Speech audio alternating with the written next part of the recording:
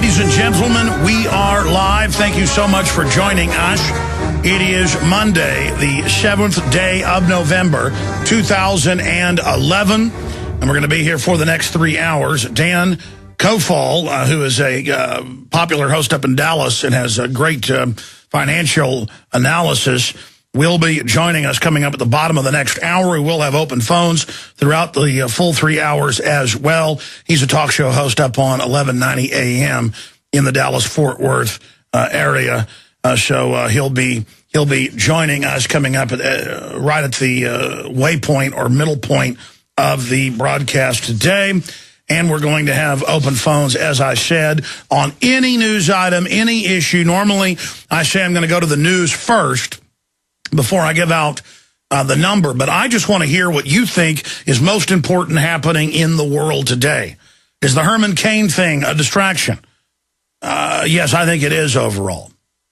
From looming war with Iran, global financial meltdown by design, government just raising fines and fees at every level. I think it's a distraction. I mean, look, I'm more than happy to see Herman Cain in political trouble because he's the former head of the Federal Reserve in Kansas City and a globalist who wants to bring in new taxes. And somebody who's been caught lying about Ron Paul saying, I never said you people that want to audit the Fed or Ron Paul supporters are stupid.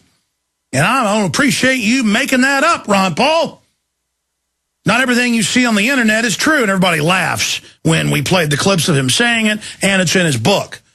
So I don't like Herman Cain. Let's get that straight. I mean, as a person, he's funny, he's likable.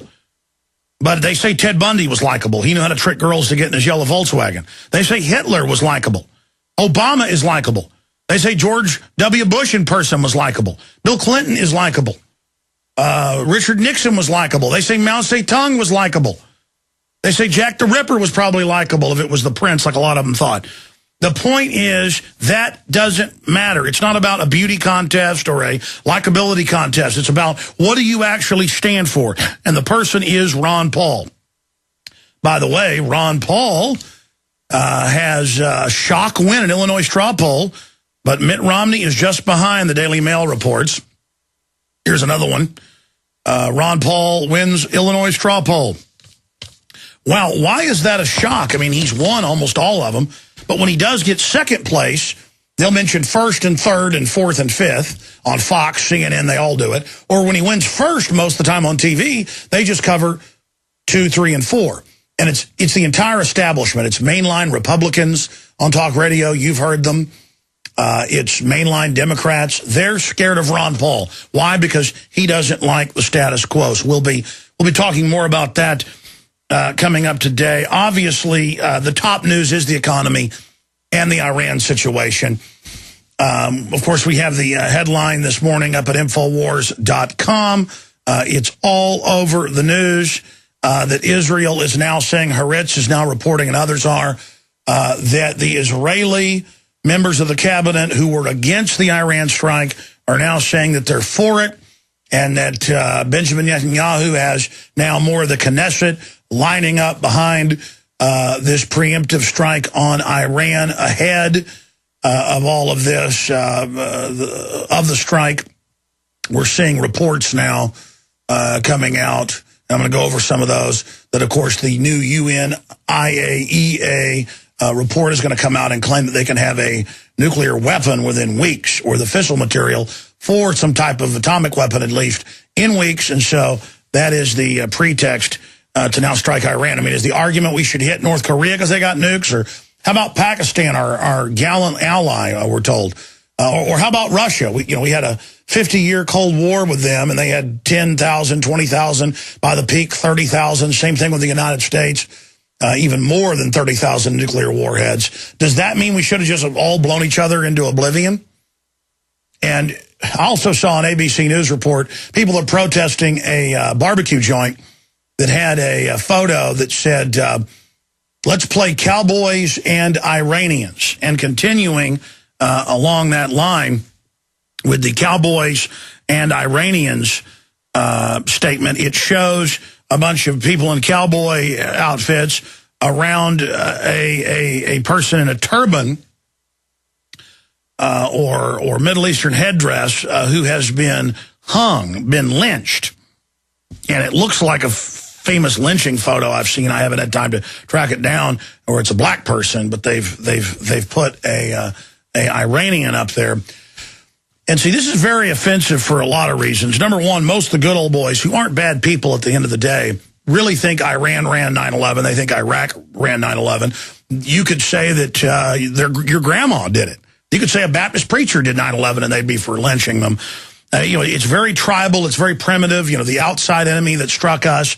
And the globalists can put that label on anybody. But most of the different sociological analyses that have been done, and a lot of the major polls, you can just search, vast majority of Iranians support the West. Vast majority of Iranians, Persians, do not like the mullahs. It's around 70%. So we're talking about saying, let's kill all the Iranians when 70% of them like America. It was a pro-Western country run by Mohammad Mossadegh, who was pretty much a secular poet and was also anti-Soviet. But that wasn't enough in '53. The United States, along with MI6, led by Kermit Roosevelt of the CIA, this has all been declassified in the late 90s, staged terror attacks against mosques and said that Mohammad Mossadegh had done it. Then they allowed the Muslim extremists, as they would be called, to overthrow him, and then they double-crossed those guys and put in the Shah, who tortured conservatively and imprisoned. Around 1 million people disappeared. And you got to understand, Iran's population back then was about 5 or 6 million.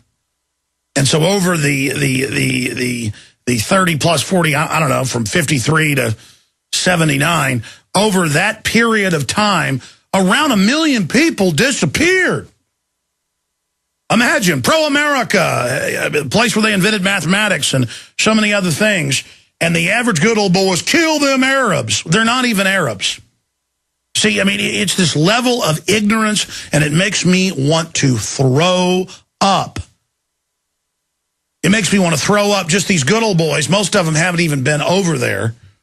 And we're talking about kids getting their faces blown off. We're talking about Israel striking dozens of targets, dozens of times apiece. And the U.S. plan to back it up, because there'll be some response by Iran, is to bomb the entire infrastructure, water treatment, power plants, bridges, to, quote, destroy the warfighting capability. It's going to kill tens of thousands of people. Iran didn't run its actuaries properly with population growth. They went from 5, 6, 7 million people 50 years ago to now. I was going off Iraqi numbers. What was I thinking? See, sometimes I'm a little flustered today. Off a long weekend, because it was not really a resting weekend. It was fun, but a lot of stuff going on. Iraq went from 4, 5, 6 million in the 50s to 25 million. Iran went from around 20 million to about 77 million right now. So there you go. The point is, their government really didn't do the proper actuaries, and their population exploded, and they never built up enough of an industrial base to even be able to supply their own gasoline for about half their people. They have to import about half their gasoline. They don't have any offensive war-making capabilities.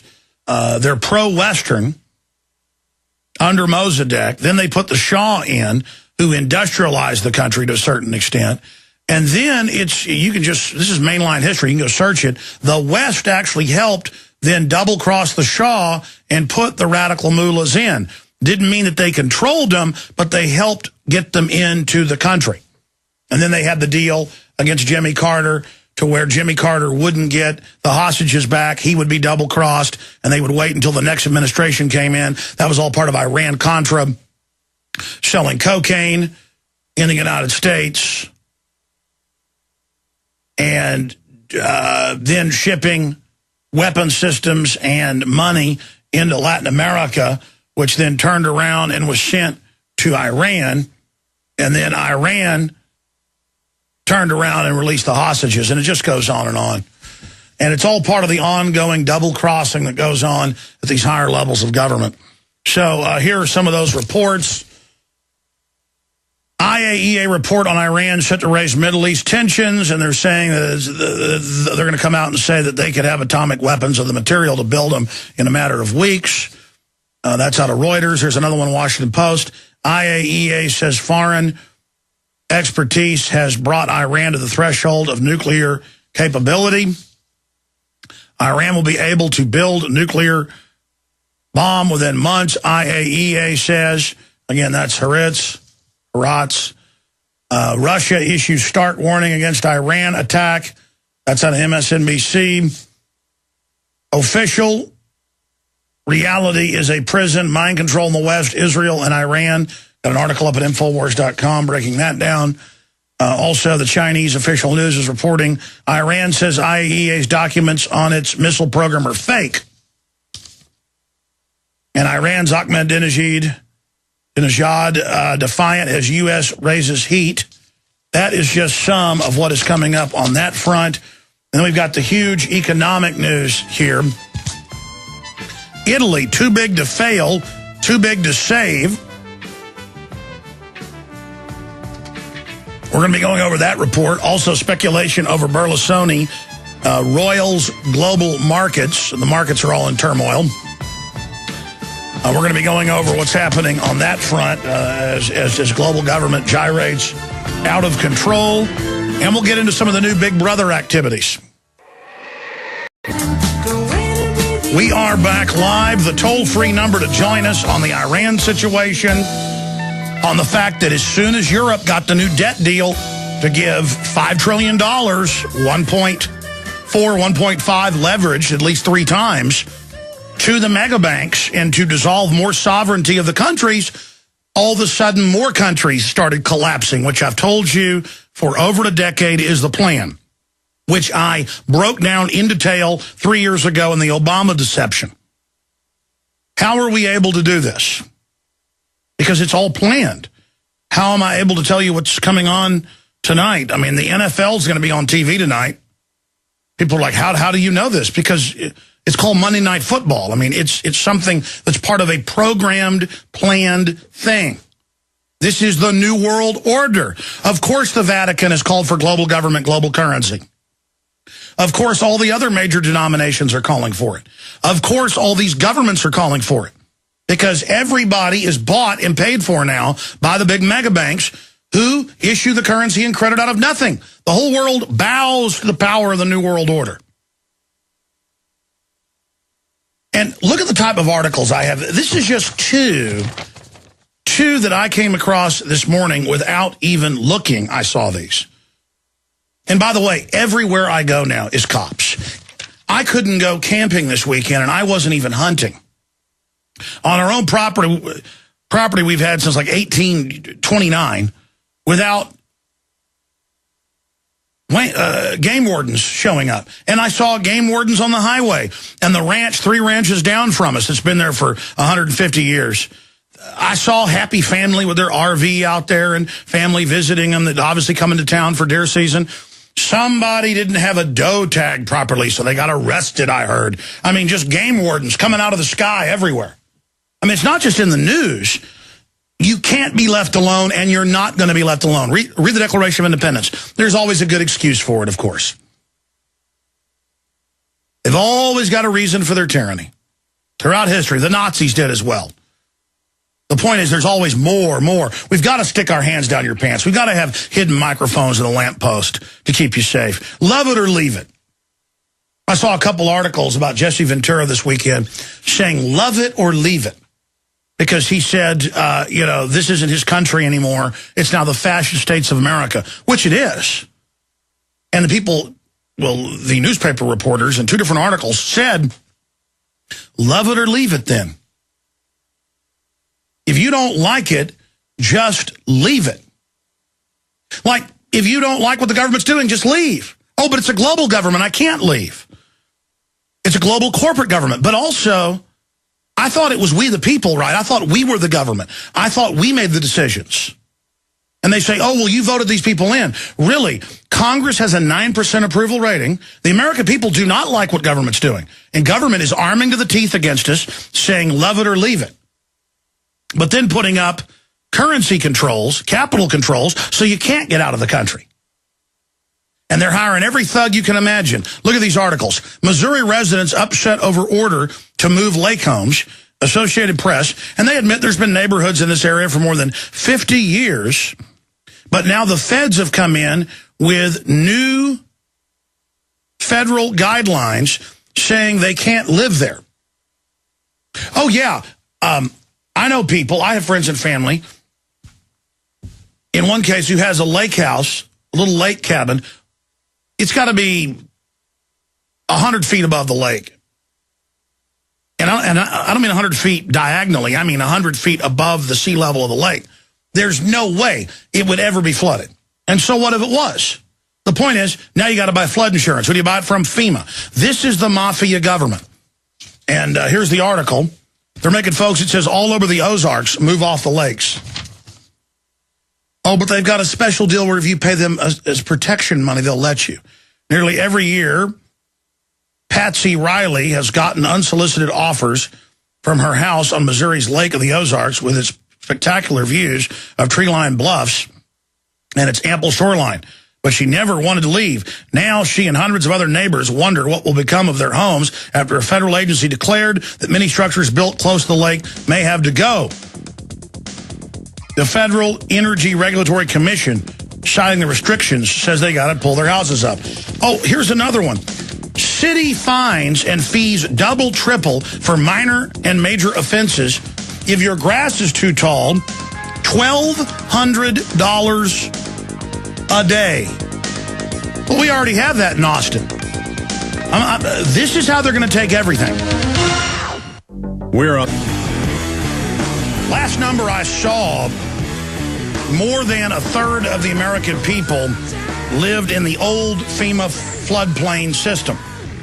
Again, why are the feds involved in deciding what a floodplain is and isn't? Oh, because they take your state tax money and send it back to you with strings attached, and they send the feds in. I'm going to cover some more of this news and go to your calls. But here it is out of the Associated Press. Missouri residents upset by order to move lake homes. And then it continues here. They always put the people into a process so they don't outright rebel. Well, we might allow you to appeal, but it's not really a real appeals process. And in fact, we'll show folks a document cam shot of this. But here it is. Missouri residents upset by order to move lake homes. And it just goes on to say the Federal Energy Regulatory Commission, citing restrictions on private developments around dams. Oh, around dams. It says thousands of residents' decks, patios, and boathouses appear to encroach on land belonging to the hydroelectric project in violation of federal regulations. So now they're saying that basically when your houses get up too close on your own property, still they've got some type of easement. The announcement has triggered panic in the area's lakefront communities. Don't worry, there'll be some money you can pay them. They'll leave you alone for now. And led to a growing battle among regulators, a utility company, land attorneys, and the state's congressional delegation. Officials say they are searching for a way to settle the issue without mass evictions. Oh, so some of these people live there more than 50 years on their property, but they're saying there's a regulation on these dams saying that you can't be close to the water, but it's all part of a FEMA regulatory system. Now, let's continue here, getting into this report, dealing with Rahm Emanuel, the guy who was literally just put in. We're told, okay, this mobster Daley's leaving. Here's the new mobster, and he says this is the way it is, so it is. City fines and fees double, triple for minor and major offenses. This is out of the Chicago Sun-Times. And it continues, Mayor Rahm Emanuel has said his plan to raise taxes, fines, and fees by $220 million in 2012 includes higher fines for a laundry list of offenses. But he has yet to air the laundry list. Now the mayor's 2012 revenue ordinance makes the details public, and it's a doozy. If your car is impounded for carrying drugs, drunk driving, soliciting a prostitute, or carrying a firearm registered to someone other than the driver, the penalty will double to $2,000. But if the violations occur within 500 feet of a park or school, the fine will triple to $3,000. If your car is seized for drag racing on Chicago streets, there's a new $1,000 fine in addition to the towing and storage fee. For playing a radio too loud, the new fine will be anywhere from $500 to $750. If the vehicle is snatched for driving with a suspended or revoked license or displaying altered temporary registration permits, the fine would double to $1,000. Vehicles towed after being used in unlawful attempt to flee or elude police officers would also double. Let's just say that you didn't stop quick enough, to $2,000. Now, it gets into the grass here in a minute. Tampering with parking meters or pay and display boxes, something motorists have done on occasion to vent their anger and deal with the privatized Chicago parking meters, would carry a fine of ranging to $500 to $750. The mayor isn't just throwing the book at criminals. Oh, you're a criminal now for speeding, I guess. He's also raising nuisance fees. They include allowing weeds to grow to a height that exceeds 10 inches, $600 to $100 to $1,200 a day. Again, $600 to $1,200 a day, up from $500 to $1,000. Illegal dumping or allowing trash to accumulate in a way that provides a food supply for rats, $300 to $600, up from $200. And $50 to $500. Accumulating materials or junk. And it just goes on for page after page after page. You know, I remember a article I saw like a decade ago, and every time I mention it, people don't believe me. But listeners actually sent me the newspaper out of Illinois. And I showed it on air many times on my local TV show, but read it here on the radio. That was back before we were streaming, radio/TV, streaming video. But the article mentioned a bunch of towns in Illinois where they have ordinances about occupancy for homes. And it said that inspectors come in your house without even knocking, and that the way they implement things, it's all arbitrary. If you have more toothbrushes than you have people, it's not like they come in without a warrant, which is total police state, and that's bad enough. They come in, and once they're in your house, once they're inside your home, they go into your bathroom, and if you have too many toothbrushes, they fine you on the spot. And then the towns are so mafia, the police all enforce this. And it described one elderly couple waking up, and at the foot of their bed at like 6 a.m., because they like to, quote, catch you when the people are there was the code enforcer in front of their bed saying, "You've got 3 toothbrushes." I think I've got like 5 toothbrushes, folks, because I think different types of heads do different things. My dad's a dentist, by the way. He believes the same thing. So sometimes if my gums are sensitive, I use soft. I usually use hard, sometimes medium. I brushed with 2 toothbrushes this morning. But that isn't the issue here. That isn't the issue. This is my house under English common law and under the Bill of Rights and Constitution, but a regulator is now coming into your house. I mean, this is so incredible. I even have trouble believing that I'm talking about this. That the regulator comes into your house and stands in front of your bed. And the article described like it was cute. Oh, sometimes, you know, especially older folks that still think this is America was kind of the attitude and don't know our new Soviet ways. You know, Mrs. Brown or whatever her name was cooking breakfast at 7 a.m. and was upset when the code enforcer walked right in her screen door, past her, into her bedroom to check the toothbrushes. You know, this is kind of like articles I've seen out of Tennessee where it was a local newspaper a few years ago. You've seen all over the country now, where the visiting girls basketball team, it was 8th grade, because they were 12 years old on average, went into the showers after the game and came out screaming and freaking out and panicking and said there's cameras in the shower. And the school principal and coaches said, settle down, honey. We do that for your safety. There could be crime in the showers. So it's like you go, there's dead bodies in that basement. And they go, shh, you don't understand. We're the authority figure. It's what we do. And everybody kind of settled down. Oh, the government has the cameras in the showers, which is even worse than even a random person doing it. Because this is the government. It shows the government's gone pure bad. But some parents still wouldn't be settled down It was the Knoxville News Sentinel. I remember reporting on it. It was some town outside there. They still, is that the name of that paper? I don't remember. I just remember all these cases. And they talked in the article like, well, the folks from the away team were just a little extremist and a little easy to get flustered. They just didn't understand. The cameras are in the showers for their safety. You know, it's you know what? We put sodium fluoride in your water that gives you a 7-fold increase in bone cancer. Now, yeah, there's some radioactive isotopes in there, but don't get upset. Yeah, the code inspectors come in your house. And of course, if the door happens to be locked, they then bang on it or sometimes force their way in. And see, when I happened to cover that at the time, it was like a 2-week jag of other articles being sent to me and people calling in with their horror stories around the country. In fact, we got loaded phone lines right now. But after I talked to Dee, George, Tim, Janice, and Otter, if you're in Illinois and live in the, I think it was like 10 towns at the time, this was about 9 years ago. It was about 2002 or so.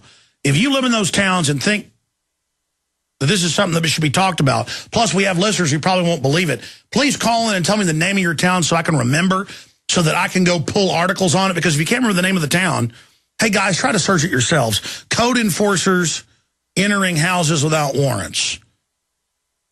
That should pull it up somewhere. But there, it was like a real happy article. Somebody mailed me the big newspaper, and it showed the code enforcer real proud of it. And again, it was reported like it was no big deal. Like, code enforcers come into the home and barbecue your child because they deserve it. You know, they're the government. It was kind of like code enforcers just come on in, and they didn't even say without a warrant. You know, the couple woke up with the code enforcer at the foot of their bed, or Mabel was cooking eggs for her husband George, and there was the code enforcer walking past them, and they said, "What are you doing?" At which time the code enforcer informed them he had a right under the city rules and laws to check that they did not have a wrong occupancy. See, this is the thing. I left Sunday. I call it a long weekend. An actual 2-day weekend for me is a long weekend. And I went out to our property in East Texas, and my dad's got some nice deer hunters out there on our property. You know, they're deer leasing it again. And I get out there, and they're real nice. But driving out, I see the game warden, 5 miles away, harassing people and doing something. So I called back later and found out what happened. And the game warden, and I mean, now there's like hundreds of them per region, just showed up out there and walked over to the hunters and said, "What does this code on the gate mean?" Like the deer hunters would know, but luckily they did. They said, "Well, that's the lease number here." And where are the logs? Net felt logs. Give them your driver's license, have it scanned to make sure you're not a criminal or that you've paid all your taxes now. And then men in uniform show up, and the gate was open, but they'll cross gates. And because they claim they don't need warrants. See, everything's a privilege now because they say so. And by the way, they're now saying guns are a privilege again. And cops will go with that. It's now a privilege. I'm taking them. It's not a privilege, but see, they say so. And so there's another bunkhouse out there. And they just went ahead and walked on in there because that's how America works.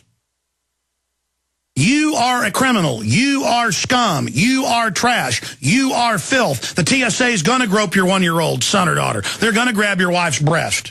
And maybe give her a note about, "Baby, I want to have a good time with you." There's a woman up in Amarillo. On record, they grabbed her breast and laughed and asked her for a date. I mean, this is how America runs now. And they're hiring every knuckle-dragging person who couldn't get a job carrying garbage as toilet attendants to mind your life. Who else would take these jobs? Control freaks, tough guys. They're real tough guys. That's what this is all about. You can't get away from government. You can't go hide in Alaska. You can't go hide under a bridge. You cannot get away from these people. You can't go to the woods. You can't go to a third world country. You cannot get away from them. Read the Declaration of Independence. He has created all these agencies and sent forth swarms of agents to eat out our substance. And then we made phone calls and found out at the ranch down the road, I remember driving down there Friday evening. It was about to get dark. I remember seeing RV parked there and all these little kids running around and old folks. You could tell, and by the way, my dad knows that family. It's a big old ranch. Family came to visit. And it doesn't matter if you've got your license, you got to fill out all your logs and everything, or they take everything you've got and take your guns. Listen, he's dead now, so he's beyond their grasp, but my great-uncle died of pancreatic cancer last year, and about a year before that, he wanted to go deer hunting one last time. And so he goes out there, and we weren't allowing deer leases then at that time, just family. And he shoots a deer, and then my uncle, you know, they field got it right there. But then my uncle says, don't worry, along with my dad, we'll drive this into town and get it turned into sausage and steaks for you. We'll just have the processor do it. And they said, okay. So they drive into Fairfield, and this state police jumps out, pulls him over, has his hand on his gun. Get back in your car. Get back. Get back. Get back. Get back right now. And they're like, what's going on? Because they see the legs sticking out. And he goes, because these are American scum. These are Al-Qaeda. These are enemies. These are people to be taught they're scum and trash and filth and garbage. So the foreign banks can fully suck everything out, including that state police officer's mother and grandma's pensions. And he'll still love them. And they're like, what in the world is going on here? And he's like, well, you're transporting a deer, and get up against the car. And then he goes, I've got you. I'm calling back up. You're going to jail. This name on the tag doesn't match the one. And, of course, they said, well, that's fine. You go ahead and get your buddies over here and get the game warden over here. Landowners can transport the deer. But it doesn't matter. They're just going to make more rules till they get you. And he's like, you shut up. You shut up. That's not true. And the game warden gets there and goes, oh, how? I knew your daddy. Oh, yeah. It's all right, Bob. Yes, they're allowed to transport it. But then the state police guy insisted on digging through more, trying to find something. I mean, I won't even go hunting because of these people. I don't even want to be around it. I mean, and again, that's their goal. Just like the animal ID, the premises ID, all of it. You know, there's a guy dying of pancreatic cancer back at the deer camp. He wants to go deer hunting before he dies. They drive in the deer to get it turned into sausage, and that's a crime in America. I saw a report last week where a guy had a deer and was gutting it in like a condo-type apartment complex, and the police came and said, you're disrupting the peace, and arrested him. Because, again, to totally domesticated people, you know, some redneck moves into the edge of town, gets a duplex, is gutting a deer in their doorway because they're just a hillbilly, you know, person, and the general public thinks it's some animal sacrifice or something. They're eating food all day. They'll eat chickens raised in a concentration camp, never seen a light of day, with their feet grown into the slats beneath them. That's not a crime. But actually killing and butchering your own deer, that's a crime. And again, it's because we are scum. We are trash. I first got involved when I was first on air. We got to find these videos and get them posted. Some of them are. I noticed a pattern. As soon as somebody had a heart attack or was dying of cancer and was in the hospital, they had maps of it. And it was always a local realtor that would report it as some sweetheart deal to get the property. And I did literally more than 20 cases where I covered this and didn't find out until about the 15th it was part of a city scam. They have special units of police that are part of it and stuff the average cops don't know. And they know when somebody's dying of cancer or just had a heart attack that in a week or two the grass grows above 3 inches is what they say objectionable grass length is in Austin. And it is $2,000 a day fines. In Austin, you think it's bad under Rahm Emanuel, $1,200 for 10-inch grass. Here in Austin, it's $2,000 for whatever they say is objectionable. And I kept wondering why it was always old people. They've got special units. And again, the average cops don't know about this. It's all about the criminal compartmentalization. At least they had this 15 years ago, back when I was battling it locally. And they go out and then take the house, sell it off to select insiders, and then throw the old person in one of their FEMA camp nursing homes. I want to go to George and Tim and Dee and Janice and Otter and everybody. I'll get to you. In fact, I'll basically take nothing but calls until our guest joins us, and he's with us about 30 minutes, then we'll continue there. Local Dallas financial host. He's got quite a bio. We'll go over some of that with him, get his take on what's happening over in Europe right now. A couple program notes. A lot of you couldn't watch the 27-hour video version of the money bomb we did from Thursday into Friday, from 11 a.m. until 2 p.m. the next day. We even went a little bit past 2 p.m. Well, we're still restreaming it and have it posted in parts at InfoWarsMoneyBomb.com.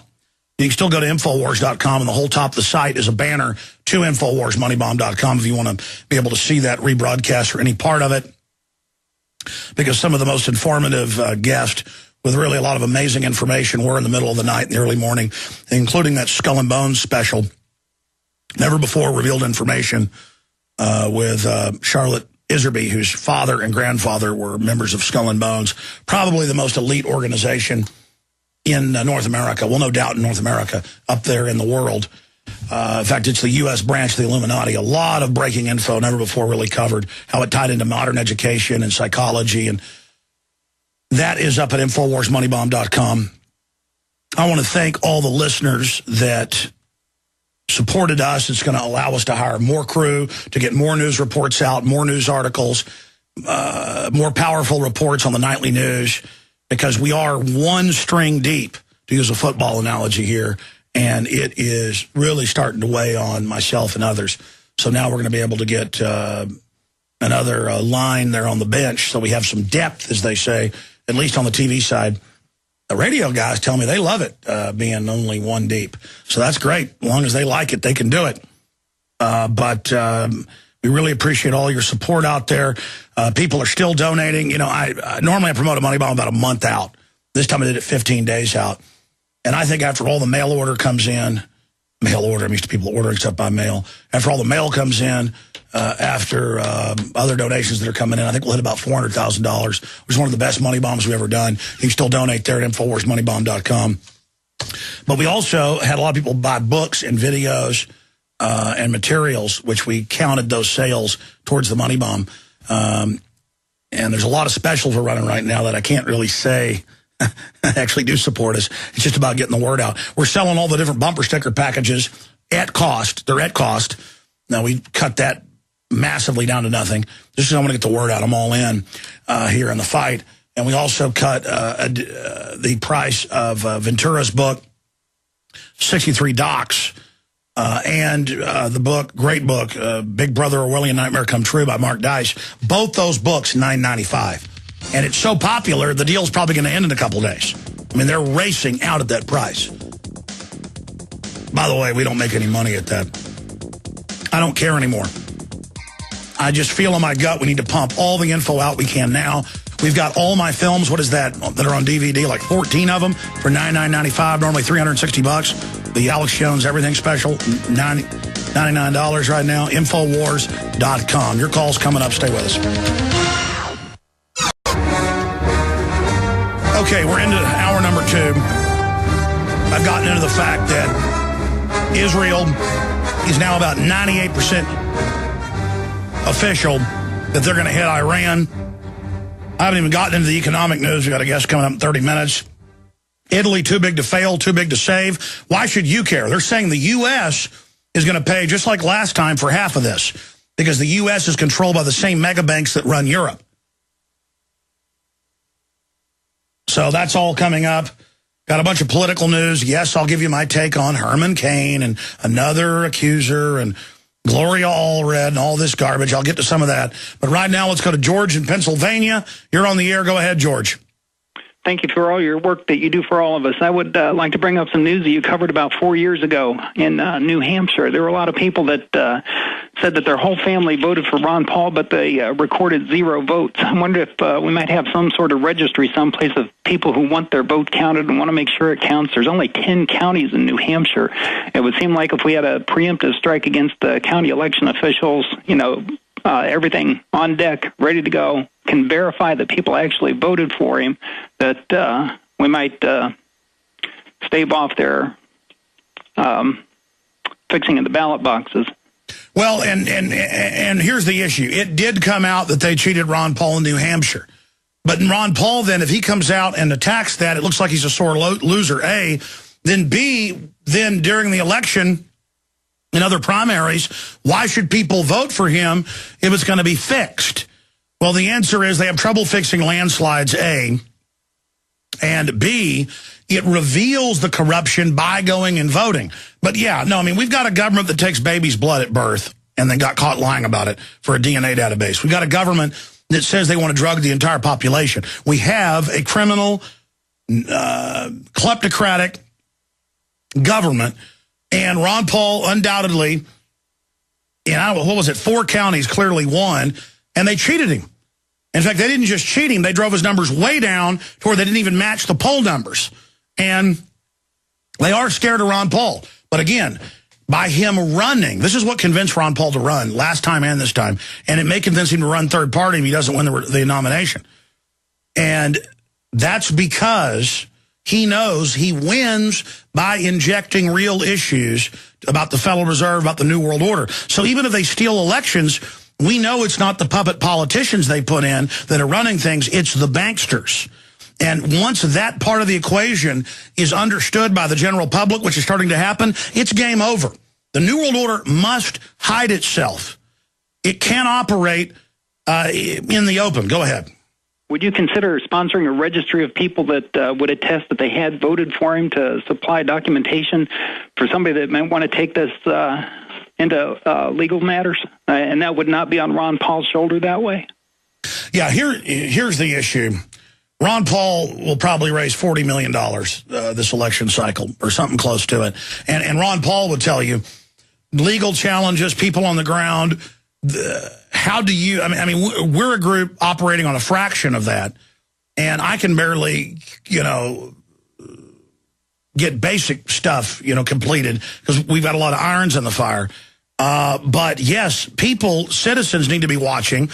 The Paul campaign does need to deploy in New Hampshire more poll watchers doing exit polls, especially in those counties that cheated him last time. That's absolutely essential, yes. All right, thank you. I mean, do you have any ideas? I mean, what should we do? I think if there was a registry that was promoted where people could put their vote down, there's only 10 counties, and, we could... if you had a support page for that where people wanted to donate to that cause, I think you'd get a terrific amount of support to help. Yeah, I just don't know if computer-wise I could even get that done. I mean, that's really where I'm at. But people should send me info on it and try to create a logistical idea. That's a great idea. We've got to start catching these fraudsters at some point. They kill us with all the bureaucracy. We'll be right back. Radio Network. Okay, folks, we are now into hour number 2, continuing with your calls. The last caller I talked to raised the point that we need in New Hampshire to have poll watchers, because last time in at least 4 of the 10 counties, Ron Paul overwhelmingly won, according to the exit polls, but then overwhelmingly lost, and there was a lot of reports of fraud. So the caller was saying, why not create a database where people opt into it and register on record that they did this so we can show the fraud this time? Then some people say, well, you're showing a mixed message. If there's election fraud, why then should we be involved in elections? To show there's fraud? To have our issues injected into the debate? I mean, that's the main reason. We can't just give up. We have to keep engaging. There's not fraud in every county, but there is in more than about 40% of the nation. That's why government doesn't care. That's why they're so arrogant. I was watching PSYOP films that were classified in the 60s but released in the last decade, and it was all about when a U.S.-backed nation occupies and has martial law, they need to be respectful and get the people on their side and actually try to help them, or they'll lose. But see, they don't care anymore. They want you to know you're a piece of garbage. They want to demoralize you. They know Congress has a 9% approval rating. And so they're like, okay, you know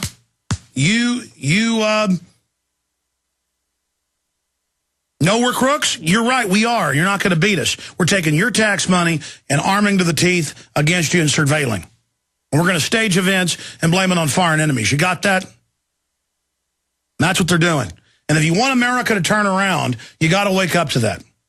I mean, earlier, it tears my guts out all over the country. They go to mainly old folks' houses who've got, 3-4 inch grass and give them giant fines. And I just think about how all these crooks in government can steal trillions of dollars, ship cocaine into the country, weapons out of the country, opium into the country, all publicly, every crime under the sun you can imagine. But then it's all about lecturing the general public how we're criminals and how we can't trust anybody but Big Brother and Big Sis and telescreens everywhere. And coming up, I guess, on Wednesday, at the start of the third hour, 2 o'clock Eastern, 1 o'clock Central, they're going to do an EAS alert takeover drill. So I guess on our AM and FM stations, doesn't matter. You're not going to just do some drill for the test of the takeover. They're going to take over and have some announcement for you. Again, they've always had these with the station getting the tone and going over to it themselves. You're not trusted. See, 50 years ago, 20 years ago, 10 years ago, 5 years ago, Americans could be trusted by the loving military-industrial complex to when you got the EAS system and it told you to broadcast it over air. It would give you a warning a few minutes before, sometimes an hour before, several warnings leading up to it, and then you would dial over at that time, and the feds would practice the takeover of your station. But now they're saying, we're removing you, good little slave. We've just done all this dog training to make sure that when we tell you, you do the test and our computer registers that. Now we don't need you, little man. And they're announcing publicly what they told broadcaster associations 16 years ago. Oh, I talked to folks in the Texas Association of Broadcasters. I talked to station owners. I talked to engineers. I talked to an engineer who was the head of the Engineer Society here in the state. And they were told in meetings, because it's for America, you understand, that what do you think about, because the government wants to do this, we're going to break in every day with announcements, just public service announcements. We'll have allotted blocks where you don't have to play those anymore.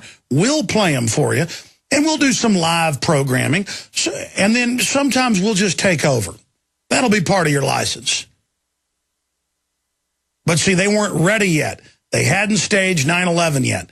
And see, now, notice it never goes away. The new restrictions always only get worse. It never goes away. Always more. And it's all about you and your family being good little slaves. Let's go ahead and take a phone call here. Let's go ahead and talk to Tim in Washington. Thanks for holding. Hello. Hey, buddy. Welcome. How's it going? Good. Hey, I was wondering, what's the relationship between Fidelity Investments and the Federal Reserve? I've got some other questions as well. When we talk about the 6 big mega banks, they all then have major investments. They're the shareholders of the Federal Reserve. But they've got other business deals and agreements with other combines that are heavily owned by insurance companies, themselves owned by the Federal Reserve shareholders. So it's all interlocking directorates, and Fidelity is heavily involved, from my research and other researchers we've had on, in the Federal Reserve. Right. So in a sense, the Occupy Wall Street people should be investigating who they should be occupying and just walk right down to Fidelity Investments on 6th and Pine in downtown Seattle, Washington, and show them what's up. Because ultimately, that's the head of the snake, I would assume. You know, if Fidelity Investments gets occupied, then eventually people start taking these occupiers seriously. Because right now, the Occupy Seattle people are in the bar district. They've been taken out of the financial market area without actually having any success. Yeah, that's basically my point. Thank you. Thank you, my friend. Yeah, I'm trying to pull it up right now, but we talked about this last year. We talked about it earlier this year. We talked about it just a few months ago, saying that the different embassies are moving out of dollars and stockpiling a spectrum of currencies. But now they've got this movement to pull your money out.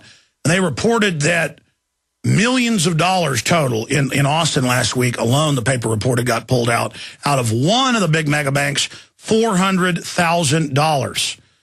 And November 5th was the first day, but now they've got one coming up later in the month to pull your money out of the big mega bank. And strangely enough, they've actually picked the right banks. Bank of America, Goldman Sachs. I know it's an investment bank, but it has some places where people have got money. They're pulling their investments out of that. J.P. Morgan Chase, Wells Fargo, Citibank. But later in the month, I think I forget the date. Normally I'd know it, but camping out with the kids, I didn't get much sleep either night. One of them was sick one night, the other had a toothache the next night, so I'm Didn't get any sleep Friday. Didn't get any sleep Saturday. Didn't get any sleep. Didn't get any sleep Thursday, Friday, or Saturday. I got 10 hours last night. And I don't feel bad. It's just my memory isn't there. I'm like reaching for info, and it's like, not there, not there. But, and I guess there's no rest for the wicked, as they say, because I'm going to be on Coast to Coast AM tonight with George Norrie for 3 hours. So, all right, let's go back to your phone calls here. Very interesting point by that caller. I'm glad he called in. Yeah, again, it's not that I'm against the Occupy Wall Street people. There are a lot of good people involved in it. It's that the people that get the media attention from the demonstrators are calling for higher taxes on the middle class. And that is not going to get the economy going. Let's go ahead. I'm even wary of a financial tax on stock market transactions or financial institutions, because you know by the time they actually pass it, it's going to be on the general public.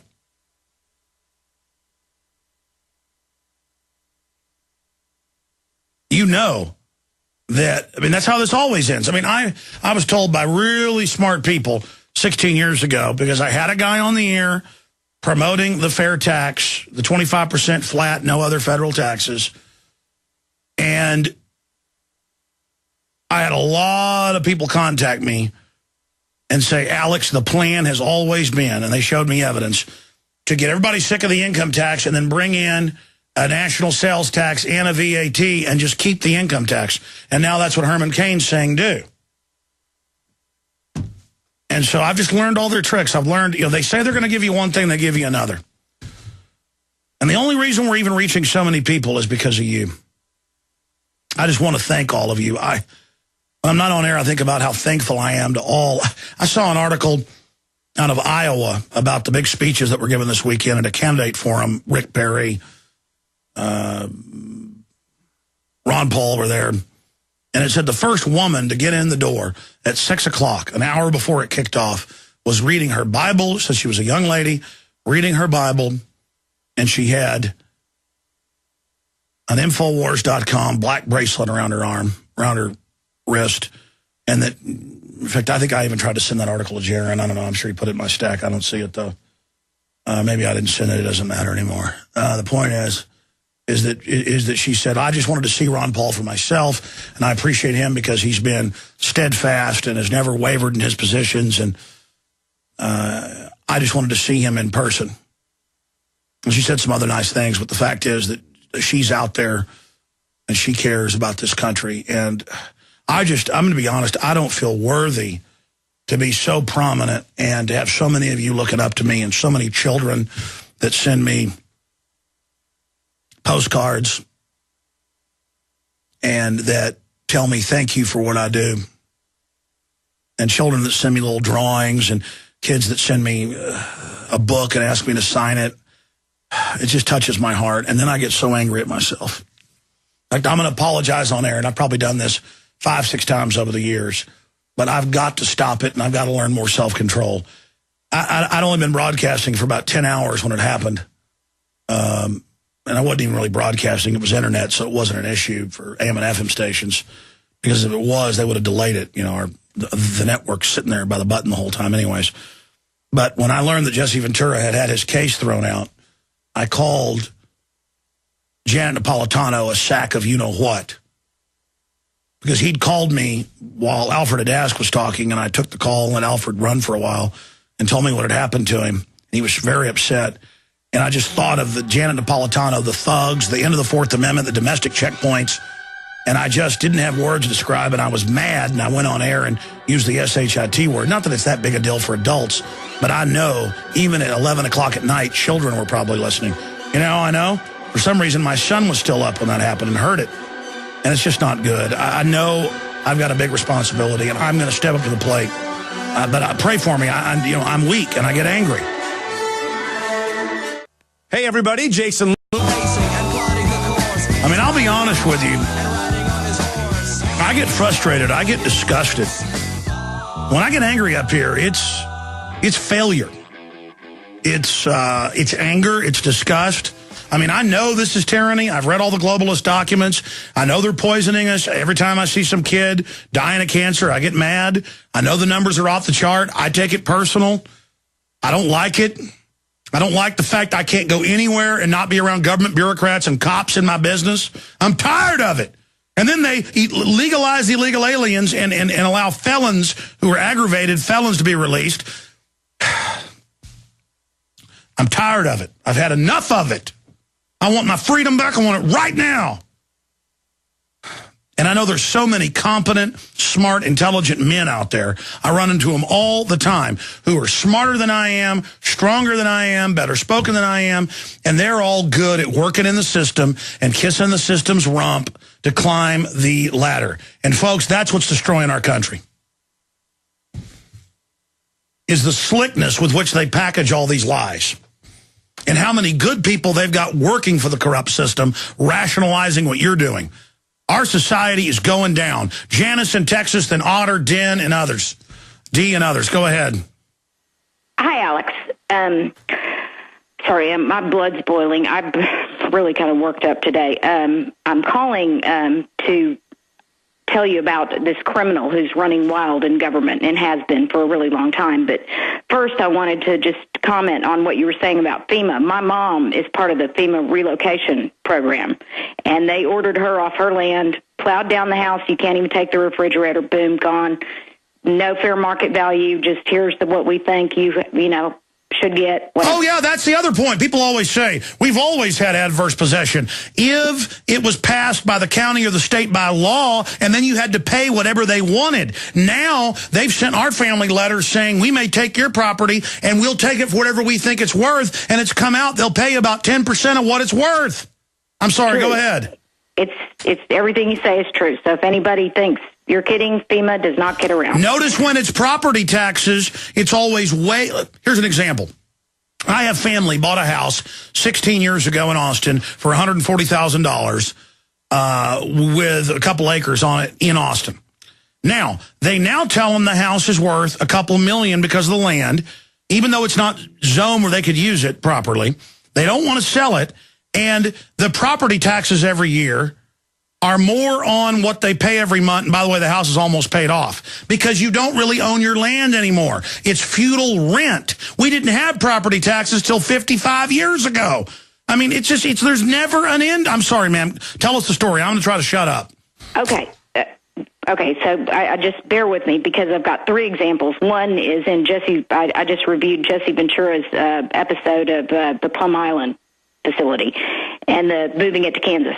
Anyway, this person in the government that I'm talking about is the head of the Secretary of Department of Health and Human Services, Kathleen Sebelius. First, and you can find it on C-SPAN. I mean, if you look on C-SPAN, you probably find a million more things than I found. But after the passage of Obamacare, she's giving a speech with her buddies from the FDA, and she openly brags. She says, I have been lobbying FEMA since the Clinton administration to get on board with my agenda, and they kept throwing up their hands at me going, look, lady, we only do floods. And I kept on, and now they are on board with me, and I have boots on the ground. So she is openly bragging. No. I have an article today where they admit they're getting ready for nationwide forced inoculations. It's now in the regulations, which aren't based in law. I'm telling you, folks, they just announced they're going to start injecting kids without parental consent in California. The government's criminal. We're all in danger, people. And then at an appropriations committee that you can also find on C-SPAN, she is asking Tom Harkin. She even freaks out the really evil people. I mean, she's so evil. She was asking for money to build threat fusion centers that are health threat fusion centers all over America that make vaccines on the spot, snatch and grab if we think you're sick, put you in them and shoot you up with whatever. I know, and you know what? Here's the problem. I saw that a year ago. Never even got to it on air. I mentioned it. It's the Model States Health Emergency Powers Act. Do me a favor, send... Because you can usually search the date and the name now. Everything's searchable on C-SPAN video. It's incredible. Give me the date and the time of that, and I'll get one of the Watsons or somebody to do a report on it, because people need to know. These threat fusion centers, they've said, they admit, TSA, all of this is about getting you trained to have them put their hands on you. That's why they have federal grants for blood draws. That's getting cops ready for forced inoculation. They're just getting them trained to do medical stuff on DWI. My guest is coming up, but I'm going to go back to you after we talk to him. Some of you can hold on, Janice, because you know what you're talking about. But send it to showtips@infowars.com. We're on the mark.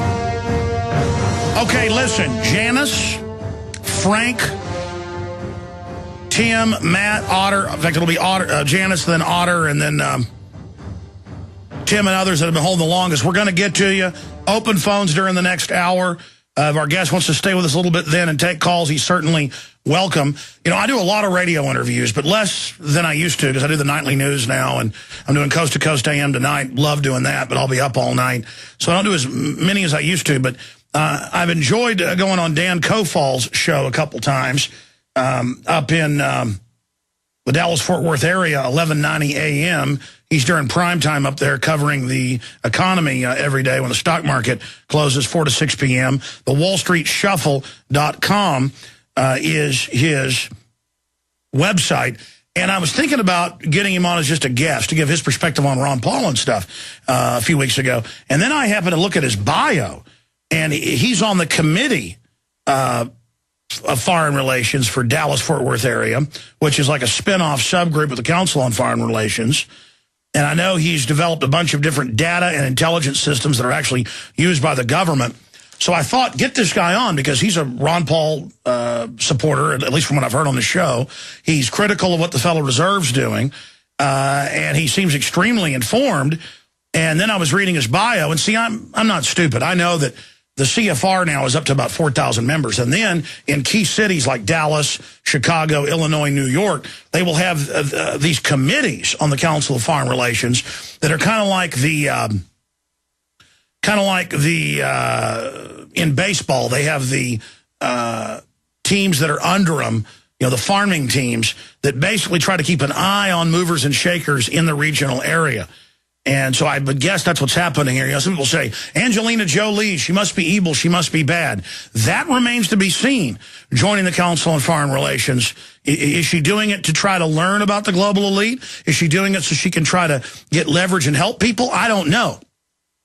I don't know. I happen to know Brad Pitt has shown a major interest in fighting the New World Order privately, spoken out against it privately with some people I know, and doesn't like it, he says.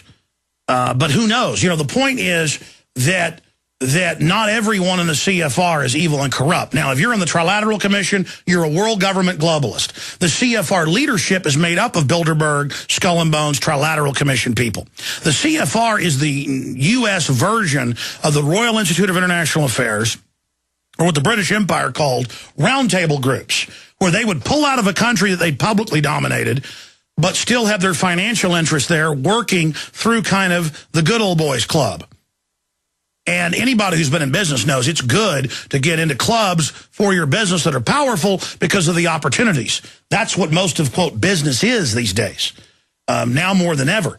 So I'm not getting off into a big distraction with Dan. It's just that I thought that was interesting. I thought I'd get his perspective on being part of the committee on Foreign Relations, which is a regional subgroup of the Council on Foreign Relations, before we get into all the amazing things he's done, because he's certainly a smart guy, and I want to get his perspective on what's happening in Europe, what's happening with the Federal Reserve, where he sees this country going. You know, talking to really millions of people every day. It's one of the top stations there in Dallas, 1190 a.m. It's known as CNN Radio up there.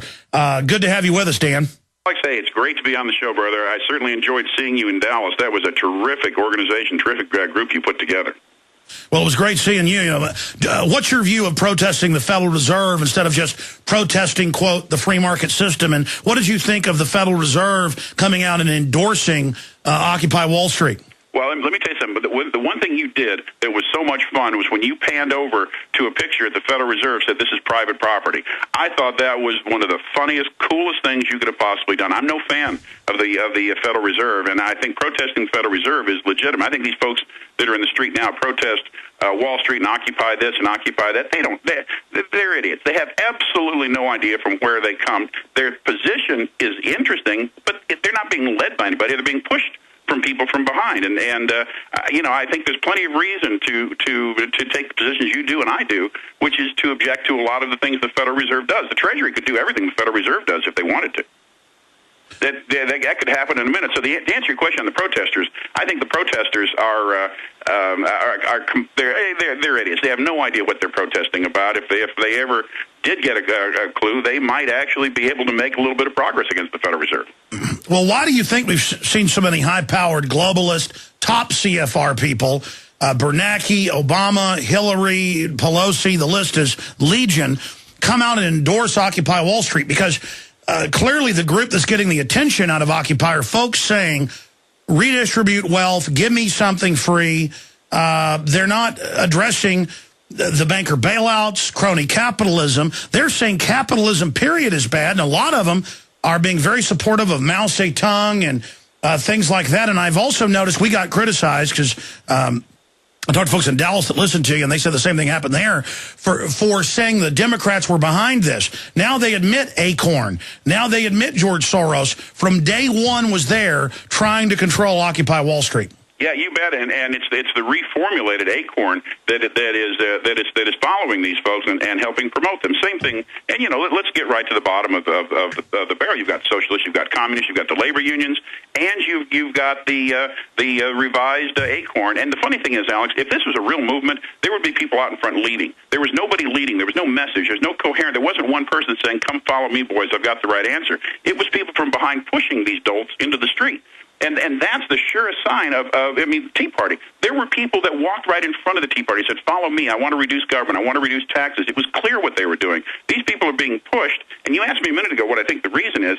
I think the folks that are endorsing these Occupy Wall Street folks, they want insurrection. They want Americans fighting Americans. They want unrest in the street. They want Americans to stand up and say, "Please, big government, control this. Give me more control. Come in and take more control of the country and exercise your power." There's just too much unrest, too much Americans fighting Americans. The only thing that's going to let Americans let Americans say it's okay to come in and provide more military control, more police control, more of a police state is if Americans ask for it. If you force it on them, they're going to fight it. If they ask for it, they'll take it.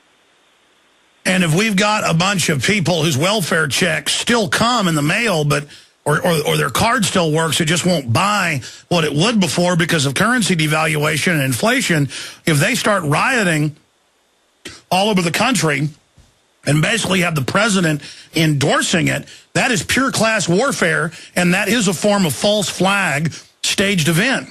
Absolutely, no doubt about that. I've been listening to your show for a long time. We've been on the air almost 5 years, and we've had to couch our remarks. We never said to expect rioting in the streets. We said that the U.S. is wargaming urban conflict. We've said that once people don't get their welfare checks or their food stamps or their transfer payments or whatever, people will go out into the street to protest. What we've really been trying to say, without using the words, is that you are going to see insurrection in the streets, and you're seeing it now. And I think the left demands that and has to have that to add to their legitimacy. If things are not tumultuous and America's not fighting America, then how do you declare martial law? Exactly. Instead of identifying the big mega banks that have gotten tens of trillions of dollars, MSNBC that got part of the bailout money, my tax money, your tax money. We have higher taxes in this country, if you add them all together, than we've ever had. And it's killing the country, and these poor fools don't know why they can't get a job when they get out of college. A, it's a bubble. It costs too much. B, they didn't take the right course load. And then, of course, C, globalism and having regulations here that shut down our industry and tax incentives to move offshore. That's why they're not getting a job. What's your take on that? You couldn't be more right. I have the pleasure of sitting on an advisory board at the University of North Texas, and these guys get it up here. They get the fact that education has, the reason you're having such increases in education costs is because you got the federal government involved. You've got subsidies. You've got, it's the next huge bubble to hit, because the reason that you had the problem in real estate, because the government was forcing banks to make loans they didn't want to make to people that didn't deserve them. Now you've got students that say, "Oh, I can borrow $100,000, I can borrow $50,000, I can borrow $200,000." They owe the money back. They can't get rid of it in bankruptcy.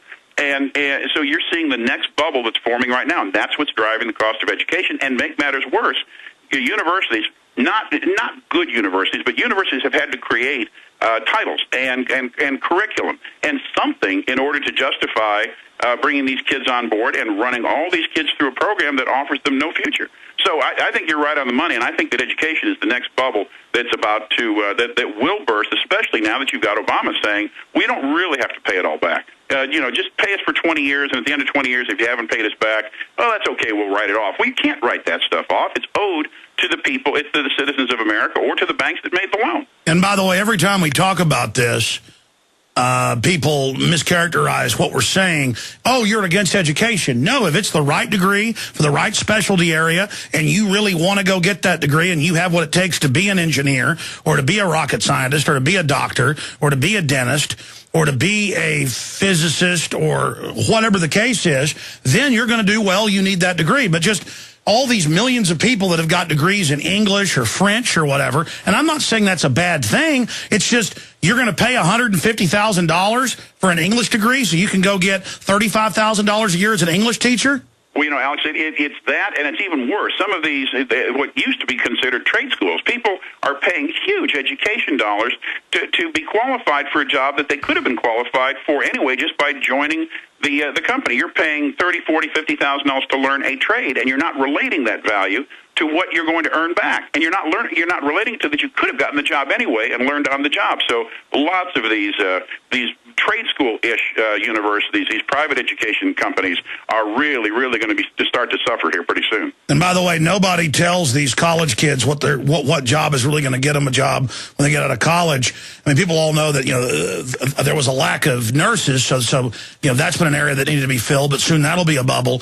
But no one tells them all these guys that have electrical engineering degrees, they've been replaced with folks in India, China, you name it. But people that went to just normal computer programming school, yep, if they had skills, if they're hardworking, they're the people now making $100,000, $200,000 a year on a trade school degree, because all the corporations care and all the government cares and businesses care is that you get the job done.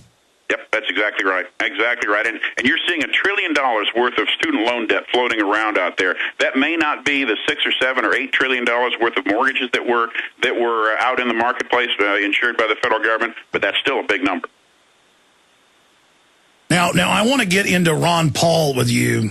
I mean, obviously, I'm happy to see Herman Cain criticized for issues, yep, like wanting to bring in a whole new taxing system on top of the income tax. But this Gloria Allred thing, all these attacks on him, it does stink of a Democratic Party operation. I mean, look at Bill Clinton, who paid women off who alleged that he raped them. And the feminists all thought that was great. But now this Herman Cain thing more and more does look like some type of high-tech lynching.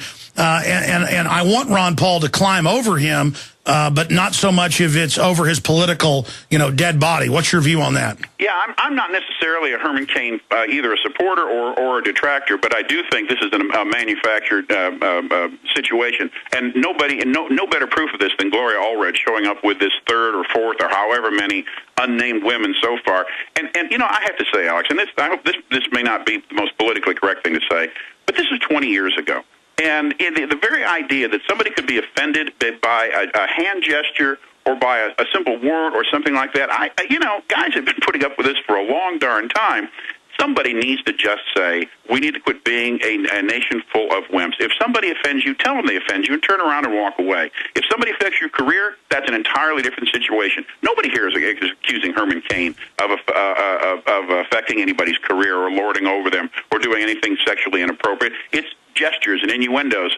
And it was 20 years ago. They need to get over this. Well, they should have gone public earlier. My issue is, if somebody says, have sex with me or I'm not going to give you this promotion, that's trying to force them basically into prostitution. Yep. And that is criminal. That's extortion. But this whole thing of women dressing like very sexual creatures, and then somebody makes a comment or they distort the comment and they leap on it like, oh, they've got some little special goodie to use leverage over you now. I want to tell women something. All this is done in a lot of businesses and operations is cause people to not hire attractive women. Well, and that's right. And also hire part-time people so you're not exposed to that. And I know this is an incredibly politically insensitive conversation we're having, but you want to say enough is enough. If there are real damages, then sue. Sue and be compensated. That's what our legal system is for. Because your sensibilities were slightly offended, because you're going to all of a sudden translate that into being a hostile workplace because some one person makes an inappropriate comment. Go have a discussion with Human Resources, have the issue, make the issue go away, get an apology, and move on. Somebody does it again, then litigate if you want to, but we need to quit looking for the next attorney to handle our $1 million case because somebody offended us. Well, look, billboards in America. All I see now is government billboards bossing us around like 1984, and lawyer billboards. And I'm not saying there isn't a need for a lawyer sometime, but come on. America now is known for lawyer billboards everywhere for this or that, and that's another reason our society's collapsing. No doubt about it. I mean, we are, honest to goodness, we used to resolve our issues face-to-face and move on with it. Now we look at every potential event in our life as, can I sue? Oh, I got hit from behind in my car. Can I sue for my neck or my back? Oh, somebody said a bad word in the office. Can I sue for a hostile work environment? Good heavens. It's beyond ridiculous. And I got to tell you, we always used to joke about it being 1984, Alex. If it doesn't feel like 1984 each and every day, I'll be a monkey's uncle. Every day, it gets worse and worse and worse. Every day. I ought to make a bumper sticker. Does it feel like 1984 yet, or is 1984 over yet? Well, hey, I'll give you a really good example. I'm a little bit off of our topic for a minute, but I think you'll enjoy this. My business partner is a huge soccer fan. He was traveling from the Northwest into Canada for a professional soccer event. He took the train. And, as you're leaving the country, you get searched and normal stuff. You're in Canada, you get searched. Here's where, I don't know if you've heard this or not, Alex, this is right up your alley. When my partner was coming back into the country, they were on the train. The train was about 30 miles outside of the United States border, and they had what my partner thought would have been border patrol guards, ICE agents, whatever. They were dressed in black, pants tucked into their boots. They completely said, stay in your seats. You have to turn off every device that you've got. You've got to face forward, have your passport out, hold your passport up. You cannot leave your seat. You cannot travel from car to car. You cannot use the restroom. They locked the restrooms, locked the doors going from car to car. And they would go. The three of them would walk up and down the aisle. They said, if need be, we'll bring in dogs. We'll bring in this. They were armed, and you couldn't take any pictures. You couldn't record the event. Now, my partner is one of the most mild men in the entire world, and he was so offended. He grew up as an army brat in Germany. And when this happened, he said it so reminded him of having to travel through East Germany. This is what our country is coming to.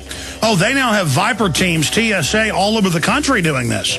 And they actually board your car, board your bus in Tennessee, you name it. And literally the groping starts right there. It's like, get your daughter out. We're going to have fun right now.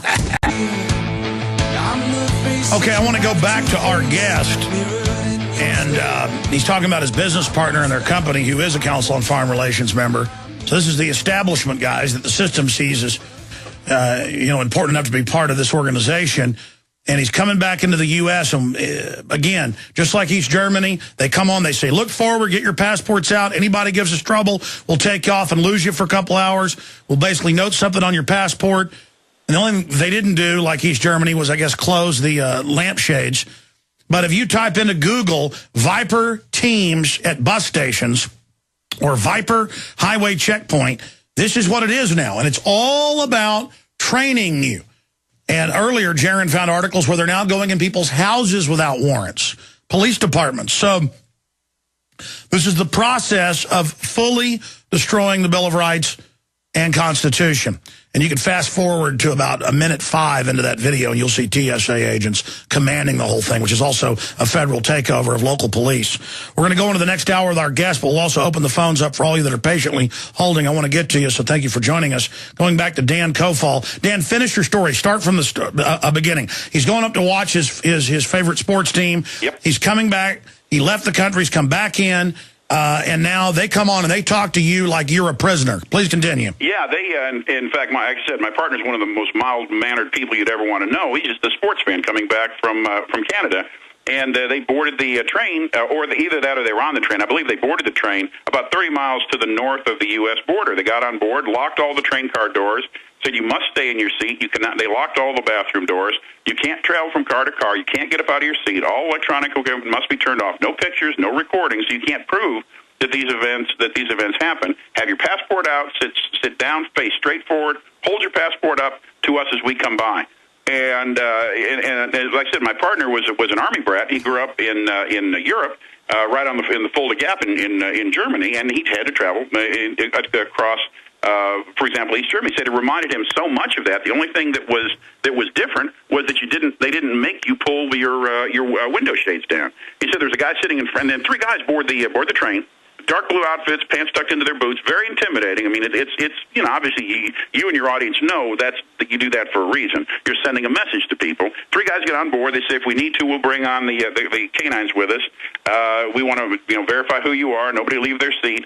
And they proceeded to check everybody's ID. The guy sitting right in front of my partner had his passport upside down by mistake, and they made an example out of him. They said, "Sir, fix this. We can remove you from the train. We can anybody that wants to cause us a problem, we'll take him off the train, detain him for questioning. This is just routine." And my partner was absolutely aghast at that, because all this is really doing is desensitizing Americans to being treated like this, and it has nothing to do with security per se. It has to do with the intimidation factor. No, that's a Viper guy, and again, they tell him intimidate people on purpose, be rude on purpose, break their will. Meanwhile, the government's on record in the Sinaloa drug cartel Fast and Furious hearings. That's where all this came from. The media just chose the gun running part, where they're allowed to ship cocaine in. 8 federal agencies are ordered to go along with it. And then they ship guns out. This is a criminal government. Now I want to briefly get into the CFR. We're about to go to break and come back, but I just noticed you're part of the community. The Committee on Foreign Relations. Yeah, which is always, I guess, briefly tell us what that is, then we'll come back. Yeah, this is something I was invited to join. I didn't seek it out. I have some very good friends that participate, and very conservative friends, and folks that have served their country honorably and long-standing. So I joined because my friends had invited me into this. I don't know if there's a particular plot to bring somebody as conservative as me in to try to coerce me or not. I don't think that's the case. Although I have to look at it and see everybody in this group is an incredibly liberal person. Hold on, stay there. I'm sorry to interrupt you. The Daily Caller is reporting. It's up at drudgereport.com. Correcting the Fairy Trail, a SEAL's account of how Osama bin Laden really died. They're saying the official story is a total lie. Stay with us. I'll tell you what, Dan Kofal is our guest. I was getting into the Council on Foreign Relations because he's part of the Committee on Foreign Relations, which is sub-regional groups of it. But his friend, who's his business partner, who is a member of the CFR, got him into it. He was to tell us something about the CFR. Some of his view on it, what it's really up to. And I promise we'll get to your phone calls coming up in the middle of the next segment. But, Dan, we're also going to get into the Italian debt crisis. Ron Paul, where you see this country's going, all the urban warfare training going on for U.S. cities collapsing. Let's get into the CFR, though, a little bit the next segment. Right now, let's get into some of those other areas you were raising. All right, you want? Well, we can talk a little bit about the if you want to do the Italian debt crisis. Yeah. That is something that is absolutely bubbling to the top right now, and there's a reason gold went up as much as it has today. You've got Berlusconi, who may or may not stay on as prime minister. Italy's debt problem is the biggest debt problem in all of Europe. And anytime somebody says that Europe's debt problem won't migrate to the U.S. is absolutely wrong. Italy's debt problem is 4 to 5 times the problem of Spain's, and Spain was 10 times the problem of Greece's. So when you've got a financial situation in Europe right now that there is no real solution for. You saw the EU come out last week and say we've got a $1.4 trillion solution. And the markets rallied 400 points. Great, 800 points, 300 points the next day. Only problem is they never told anybody they didn't know how to fund it. And so you're seeing problems in Europe that are absolutely migrating our way. And I think the U.S. is preparing for a major financial problem in the United States. And they'll be looking toward some sort of a national emergency in the U.S. because you're not going to be able to stop it. The only way you could possibly stop any of this is for the Federal Reserve to turn on the printing presses, for everybody to turn on their printing presses worldwide, and all you'll do is delay the inevitable. And that's why I always say you don't have to worry about deflation. And the thing with deflation worldwide, we always hear that it's going to be terrible. Prices are going to go down. No, it's not. But the two things you can bank on, genetically speaking, is that politicians spend and central bankers print. It's in their DNA. They can't help themselves. You won't have deflation. Central bankers will turn on the tap, and you will see hyperinflation. You're going to see that in Europe when they start to try to do this $1.4 trillion bailout, and that won't even take care of Italy. So the problem is there. You can't get rid of it. It's a matter of when you decide to turn on the printing presses. QE3 is the only reason Bernanke has not gotten into QE3 yet is because he's waiting for the right time to have the greatest effect. He's waiting for more turmoil, and then he'll step to the plate and start printing as everybody else with the printing press will. So, I tell you, if anything were more obvious to me, I don't know what it would be. What's your time frame on things really being hardcore depression, not just sliding into depression? Well, I think you'll see hyperinflation first. And the listeners on our show are just like your listeners, great listeners, really in tune. But I don't think they realize how fast hyperinflation can occur. Hyperinflation can occur in a matter of days, not months, not years. And all it takes is for somebody to say, "I'm selling dollars. I don't want dollars." That's the rush towards the exit. Yeah, that's right. And it isn't so much that all of a sudden things they start to ooch up in prices. It will be that the dollar isn't worth the dollar. Listen, I've talked to family friends. When they go to Europe now for 2 years, they don't want dollars. That's right. That is exact. There are fewer. I talked to another good friend of mine who runs an asset management business. We always talk about liquidity, and he talks about the dollar being the most liquid asset in the world. I said it isn't, because an ounce of gold I can take anywhere in the world and somebody will give me something for it. A dollar, there are plenty of places in the world where nobody wants the dollar. The problem we're going to have in America is when the number of those places around the world not wanting the dollar begin to increase. And there's a tipping point where the next dollar off of that printing press, nobody wants. All right, Dan Kofal is our guest. We're going to come back, briefly talk about the CFR, get into what hyperinflation looks like. We had an article a few months ago showing all the different currencies from hyperinflation. Perhaps we'll show that for PrisonPlanet.tv viewers and post it for everybody else at Infowars.com. And I promise we'll get to all your phone calls and a lot more straight ahead. Stay with us. Got some breaking news. When you're out on the road. Dan Kofal is our guest. And yes, I know that we have loaded phone lines, and I'm going to go to your calls here in just a few minutes. And then we're going to continue with calls throughout this hour to the end of the transmission today. Then I'll be back this evening, 7 o'clock for InfoWars Nightly News. Find out more at InfoWarsNews.com. And again, I want to thank you, the listeners that have supported us over the years with the money bombs and buying the books, the videos, the tapes. We're not the government that comes and forces you to give money and then they use it against you. We're saying if you believe in alternative media, becoming the mainstream media, if you believe in taking this country back, please support us by spreading the word, by supporting our sponsors. And that means our local sponsors, local AM and FM sponsors as well, the local stations you hear us on. Now, I've just been on Dan's show a few times, and I've talked to folks in Dallas that listen to him.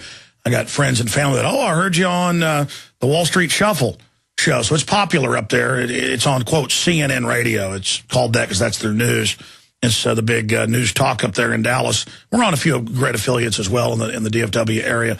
Wonderful folks here. But Dan, I wanted to get him on, but then I noticed in the bio, I was like, he's a member of the Committee on Foreign Relations, which is sub-regional groups.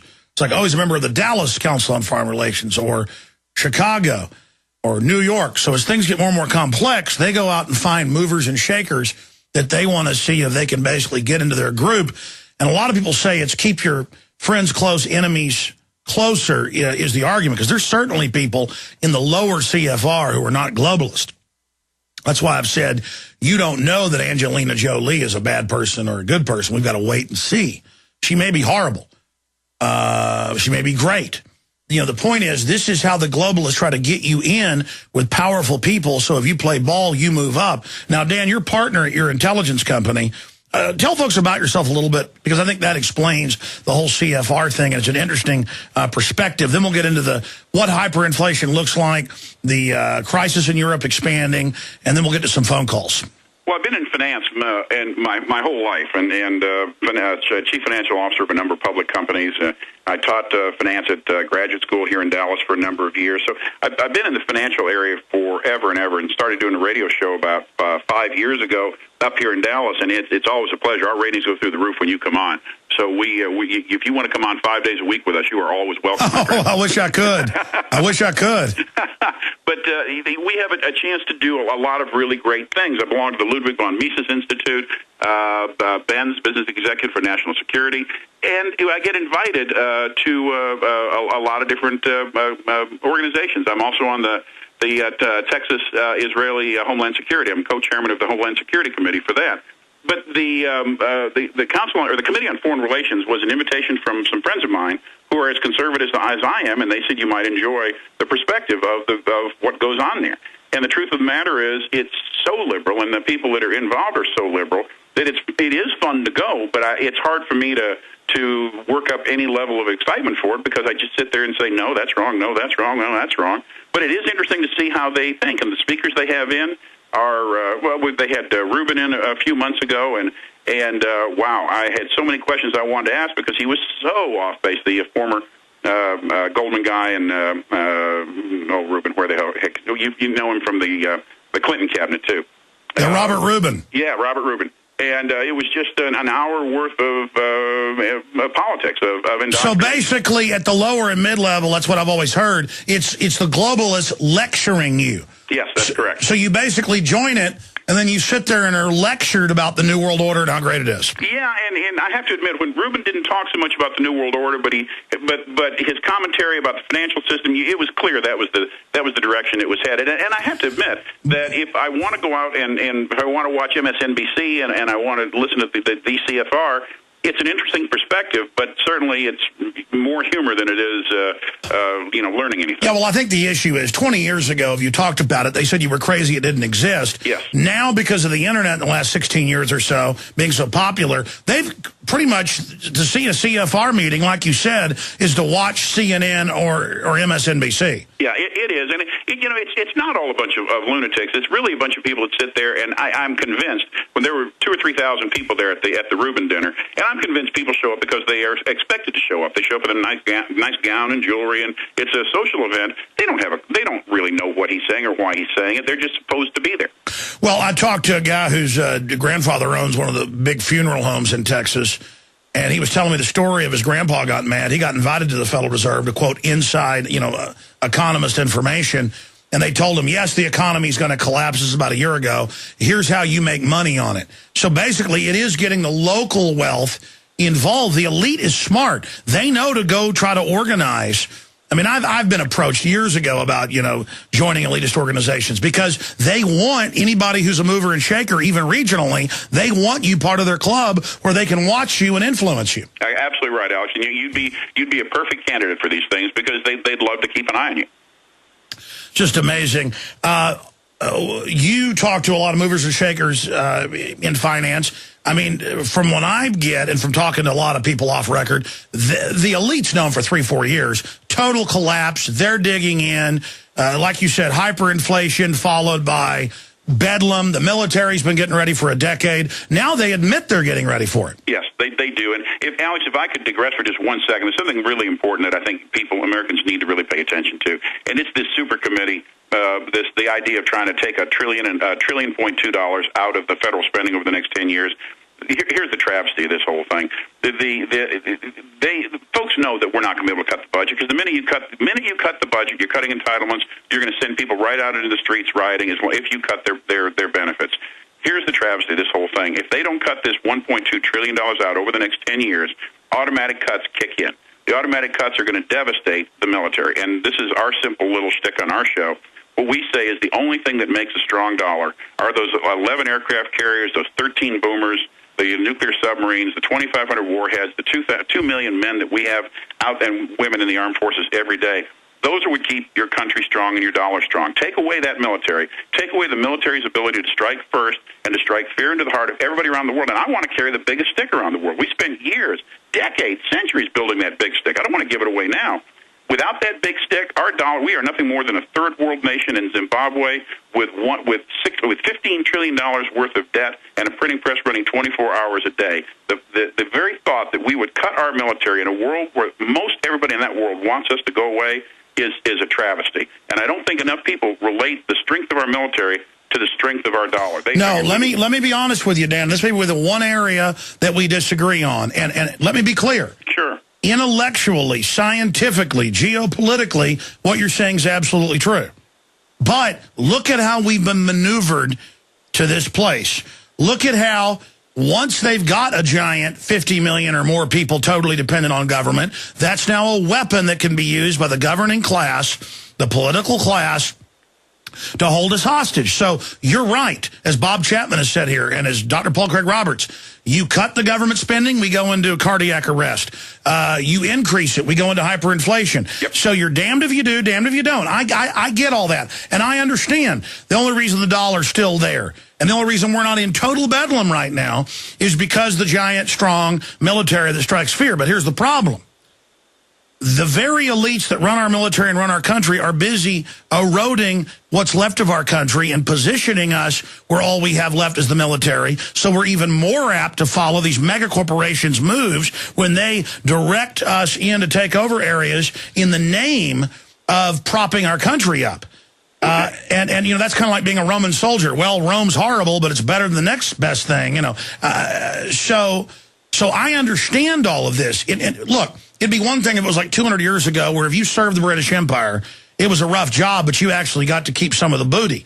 Okay, and I still would morally not be for that. This is a deal where we do all of this, and then we get to be in Nazi Germany on top of it. So it's pretty much like Nazi Germany. Then it's going to have to fall, and it's going to be ugly when it falls. But this empire is not my empire. Do you see what I'm saying? No, Alex, I think you and I are in violent agreement, not disagreement on this one. I don't want our military fighting wars for corporations. I don't want the military fighting absurd wars that they're fighting right now. That's not what I'm looking for. But I don't want people to assume that you get rid of the military, you can cut their budget by half, and then it's like owning the biggest mansion on the block and leaving your doors open at night and saying, "Don't worry about it. Come on in and take what you want." What my concern is, we have a military that's not being used properly right now. But the answer isn't to shrink the military. The answer is to put the right leadership in place that uses the military correctly and to get corporate influence out of the military. I agree. I don't think you and I are in disagreement at all. Well, here's an example. We shouldn't have FEMA in control fighting fires. The state should be in control and have our National Guard here at home, and they can go fight fires. They're the experts. Brother, my biggest concern in this whole country is FEMA. Maybe I'm old-fashioned on that, but FEMA and TSA are my two greatest concerns in this country as far as the sliding into 1984. FEMA is a terrifying organization to me. Have you heard they're ordering people off their land that have been there 50 years all over the country that are by lakes? Yes, I have, and it's a shame. And 35 years ago when FEMA was just starting out, it was one of the things, they're going to come in, they're going to save us from floods and from nuclear disaster. They're never designed for that. That's not their charter. Their charter is to take over in the event of a national emergency. And that, once they take over, how do you get FEMA out? That's my big concern. Well, I mean, the feds are running everything already. The police are... Look, when we come back, we're going to go to calls. But I have a whole stack of articles here dealing with this. Concern over public anxiety causes feds to shorten EAS alert. They were going to take over for 5 to 10 minutes. Now they're shortening the automatic takeover coming up on Wednesday to just 30 seconds. We got that report after we take some calls. We've also got former Mossad chief Halevi says Iran attack will impact region for 100 years. We've got that moving towards green light. I want to get your take on what an attackle means. So let's take some calls, but work those questions in. And I promise, callers, I want to hear from you. We're going right to you after this break. Janice, and then we're going to talk to Tim, Otter. No, Otter's up next. So we're going to go to Janice, Otter, Tim, and others straight ahead. I'm Alex Jones, Infowars.com, PrisonPlanet.tv. Don't forget the network website. A lot of great stories, incredible radio shows, you name it. GCNlive.com. Jim Newcomer from Midas Resources, November 7th, 2011. Dan Kofal is our guest. He'll be with us till about 40 after. Look at this headline. Iran mullahs to sue U.S. over terror acts. They claim that United States troops are inside the country. Funny, I remember 5 years ago, Bush admitted they had 4 groups out of Iraq attacking Iran inside, admitted it. So why sue over something the White House admits is going on? But are those really U.S. commandos is the question. We'll ask Dan what he thinks of that coming up here in just a moment. But right now, I appreciate everybody holding. Let's go through some of your phone calls here. This lady was on briefly earlier, but I had to go to break, so I brought her back. She had a couple points she wanted to make. Janice, go ahead. Hi, Alex. Yes, I've been looking through my notes about the dates and the appropriations. We were talking about the appropriations hearing where she wants to build the threat fusion centers all over. Yeah, so we should start. Kathleen Sebelius wants health threat fusion centers. Right, but she also, in that meeting, wants to merge the Department of Health and Human Services with the DOD. Wow. And Tom Harkin tells her, sorry, lady, you're getting your food safety bill. The FDA are already underfunded and overworked, so they're not going to be able to deal with it, so you're getting what you want. But you know how they got it, though. He just signed an executive order for the rural councils, which is under Department of Defense now, so that a Department of Defense is going to make sure you got your animal ID, premises ID, and the game wardens, they've tripled and quadrupled. They're now going to be your commissar minder, and there's nothing more a lot of them love than slapping the citizens around. Let's get our guest comment on that. I don't follow that, Alex, as close as you guys do. Honestly, I don't. Well, how creepy is the Department of Defense now itself is under FEMA domestically, but is going to enforce the food safety, premises safety, animal ID, and basically use federalized game wardens harassing you? All I know is that it's 1984 all over again. Nothing surprises me, and that's bad because I'm a victim of the desensitization like everybody else is. I know what's happening, and I can't stop being desensitized. Well, anybody wants to know why they've doubled, tripled, or quadrupled Bureau of Land Management, Forest Service, and your local game wardens? They're not going to treat you like scum because you got a deer rifle and, didn't fill out a form right and take you to jail and take your truck and everything. They find one premises animal ID problem out of their way, and it's all executive order. It's not even law. This is the new rural commissars, and God help this country. They are just on power trips, and it makes me want to throw up. Janice, what was your other point you wanted to make? Okay, I found the date. It's 1/1/10 that she makes this big speech with the bragging about how she got FEMA on board. She says that FMAPs were built in jobs bill. She and President have already activated HEAT. That's the Healthcare Enforcement Action Team, and they have the... No, I saw it. Listen, I saw it at the time. And that's why when you called, I said, please dig up the date on the C-SPAN website, because I remember this, and now I remember her not getting it. So they said it doesn't matter. Obama will just sign the Rural Affairs Council that's under FEMA and Department of Defense. I appreciate your call. Amazing information. My God, it just gets crazier by the minute. Heaven help this country.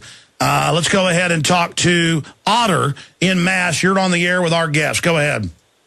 Can you hear? Yes, sir. Welcome. Good show. Hard to follow. Quite a list today. It's been quite a run with the money bomb. I'd love to have seen more action, but I believe it's still coming. We're putting the energy into it.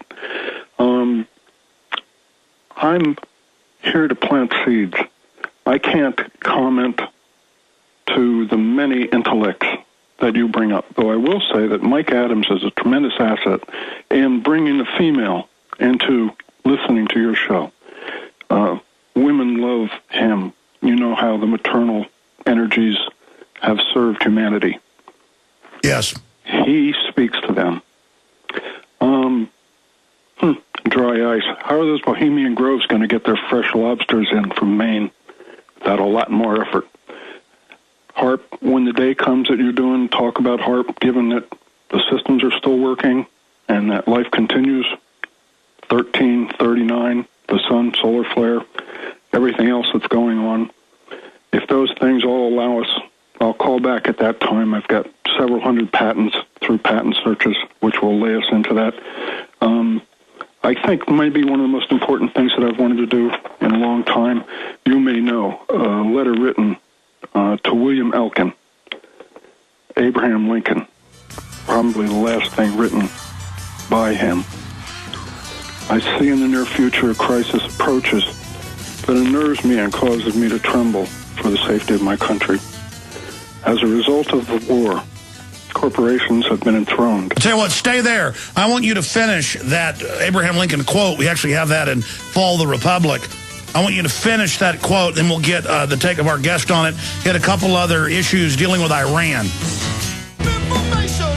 All right, I wanted to finish up with our guest because he really is a great financial mind. He was taught it in college as well, but actually lived it in business, of what he sees happening with the debt crisis in Europe.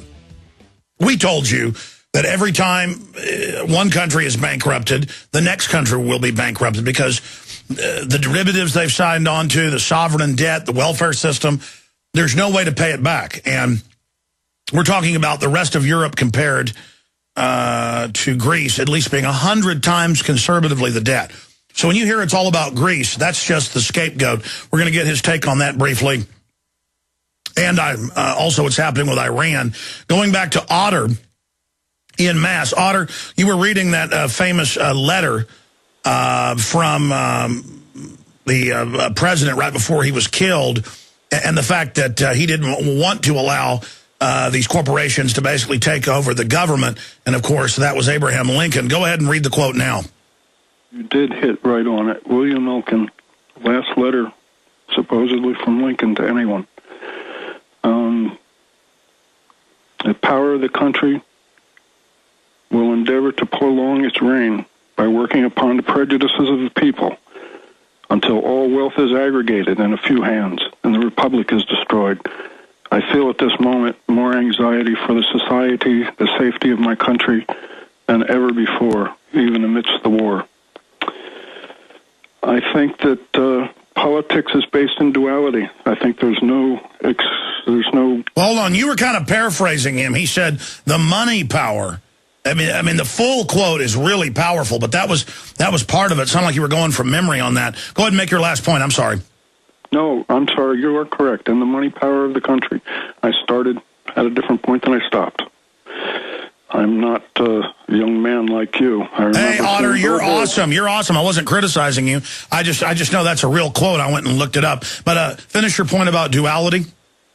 Paradox. It lies through law. It lies through the dissemination, MSM, you name it. We're kind of an amorphous gel at this point in time. We're not a first world nation. We're not a third world nation. But whoever speaks of a second, where we live is somewhere in between.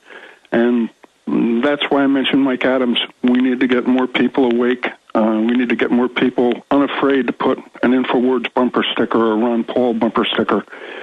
You all are saying so much. It was so powerful. Well, Otter, I appreciate that call. What Otter is saying is true. The system wants a chilling effect. It wants to intimidate everybody so that we just sit back and then let the system kind of organize its own revolution that calls for collectivism and more of the same. If you don't want to live under a collectivist, socialist system on the bottom with a fascist system on top, if you don't want to live under that crony capitalist, anti-free market system, now is the time to get aggressive, folks. Now is the time to get involved because people are ready to listen right now. What's your take on that, Dan? I think that's exactly right. If shows like yours don't get the message out, and people listen to you worldwide, they listen to our show also. If we can't get messages out to people to say now is the time, because every day that slips by is a day further and further that we cede control to a government that is absolutely not representing our best wishes anymore, and hasn't been for quite some time. Now is the time. We've got elections coming up. Yeah, you can't get that message out more strongly. People always say, what can they do as Americans? You can do what you and I are doing. We can go out and do radio shows and try to affect other people and hopefully bring them around and give them the facts to work off of. But people have to get off of their butts and get involved and not be afraid to express an opinion, not be intimidated by folks that were on that train, not be intimidated by the TSA or FEMA or others. And they're going to be good citizens that get swept up and that lose initially. But ultimately, if we don't do it now, we'll never have the chance to do it. Well, the thing is, they're training us that we're prisoners, and the system has dealt with criminals so long, they basically have caught fleas. And by that, I mean, where the law enforcement meets the road, they treat everybody now, including little old ladies, like absolute criminal scum. And the truth is, if you want to play this guilty until proven innocent game, government statistically is a lot more corrupt than the average citizen, so you're the ones that have something to hide. How about we come search you? How about we come in your house without a warrant? Oh, no. No, we don't want that. That's national security to let you operate. Now, I want to get to some more calls here, but let's talk about Iran. Iran has come out and said that and in fact, here's Press TV, the official media agency of Iran. Iran has come out and they say that they're going to sue the U.S. government for staging terror attacks inside Iran, and they're going to the UN Security Council with that information. We know Israel and the U.S. launched the Stuxnet. What is your view and your take on that? And then I want to get back briefly into hyperinflation, what it generally looks like in Argentina, in Zimbabwe, in Weimar, Germany. Well, I think briefly, I think it's within the realm of reason to assume that the U.S. is operating anywhere it wants to operate, and that other countries that have the U.S.'s capability can operate where they want to operate. Is it rational to assume they're operating in Iran? Absolutely. Is it rational to assume that they've already maybe done some significant damage in Iran? Absolutely. Iran wouldn't be bringing this up right now if damage hadn't already been done. The question now becomes, if enough damage has been done inside of Iran, then what's the purpose of proceeding forward with actions against Iran? Because obviously, once you start a significant conflict and drag in other parties, that's your comments earlier were exactly right. That's a whole new ballgame. If you can keep it below the radar and you can keep it out of the mainstream conflict, I think you'd be doing much better. So the question is damage being done inside Iran right now? I think the answer is absolutely yes. Well, Iran says it's happening. They say their facilities are being attacked, but I would think Israel would be the one doing that, not the U.S. That would be as good a bet as anything else would be. Continuing here, what are you hearing from your sources? Because I know you do open source intelligence for government with your group on one of your side businesses. From what I've seen, Netanyahu's there saying, give me the green light. And a lot of people in the Israeli power structure are saying, you just want to do that for political expediency. And some are saying Obama may want that as a distraction from the energy company scams. The Drudge Report is talking about Obama's Nixon moment, refusing congressional subpoenas. What scuttlebutt are you hearing? Well, if you need a wag the dog moment, and you and I have talked about this, this would be the perfect wag the dog moment. If Kane's a few minutes in the media doesn't stick longer than it is, then Obama's going to need something as a distraction. It's worked for presidents in the past. It'll work in the future. You've got a wag the dog moment coming up here. I think the U.S. has said to Israel and said to the world, if you act, you're acting unilaterally, which wouldn't be true, but the U.S. is trying to distance themselves from it. I think the stage has been set. I think the president has given Israel the permission to use the airspace it needs to use, and if they take it public and make this a much more glamorous event, a bigger event, then I think Israel is ready to go as soon as they corral and get their own people on board. All their people in Israel are not on board with attacking Iran, and that's what Netanyahu is working hard at right now.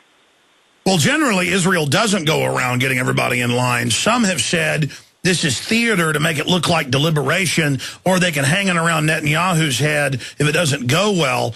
And I think there's some of that, but Israel doesn't normally behave like this from what I've watched. This looks like he is having to corral people. He's trying to corral his own citizens, and I think he really wants a consensus inside of Israel. And I believe that's true, that not everybody in Israel is a big fan of creating what could escalate very quickly into something that might not be controllable. I don't think it will escalate into that. I think any action Israel takes will not be as open and overt and as major as everybody is speaking about. Oh, so just the covert operations, not bombing of the facilities? I'm just giving you my opinion, and it's worth exactly what you're paying for it right now, because I think that I think that it'll happen. I think it'll happen sooner rather than later, but I think it'll be very controlled, and it'll be more to send a message than it will be to destroy more than the facilities they're going after. They're certainly not going after the country in general. And that's because it would probably turn the Iranian people against the West, right? Sure, and there's there's no reason to go after the Iranian people in general. There's absolutely, and that would turn the tide against Israel now and in the future. If in any pinpoint attacks, at least you can say I took a position and I controlled my actions. So I think that's what. Well, I'll tell you, it certainly doesn't help people at their barbecue joints saying, "Let's play cowboys and Iranians." Yeah, I like that one. That's good. You know that's a takeoff of a really racist joke. Yes, I do know that. I was hoping you were going to go through the whole joke. Yeah, I think that's right. We'll see something sooner rather than later. I think the president needs it sooner. I don't think you can Israel can raise this level of concern and angst and out in the world for so long and then let it go by the wayside. They made a mistake a couple of years ago, and I don't think they're going to make that same mistake again.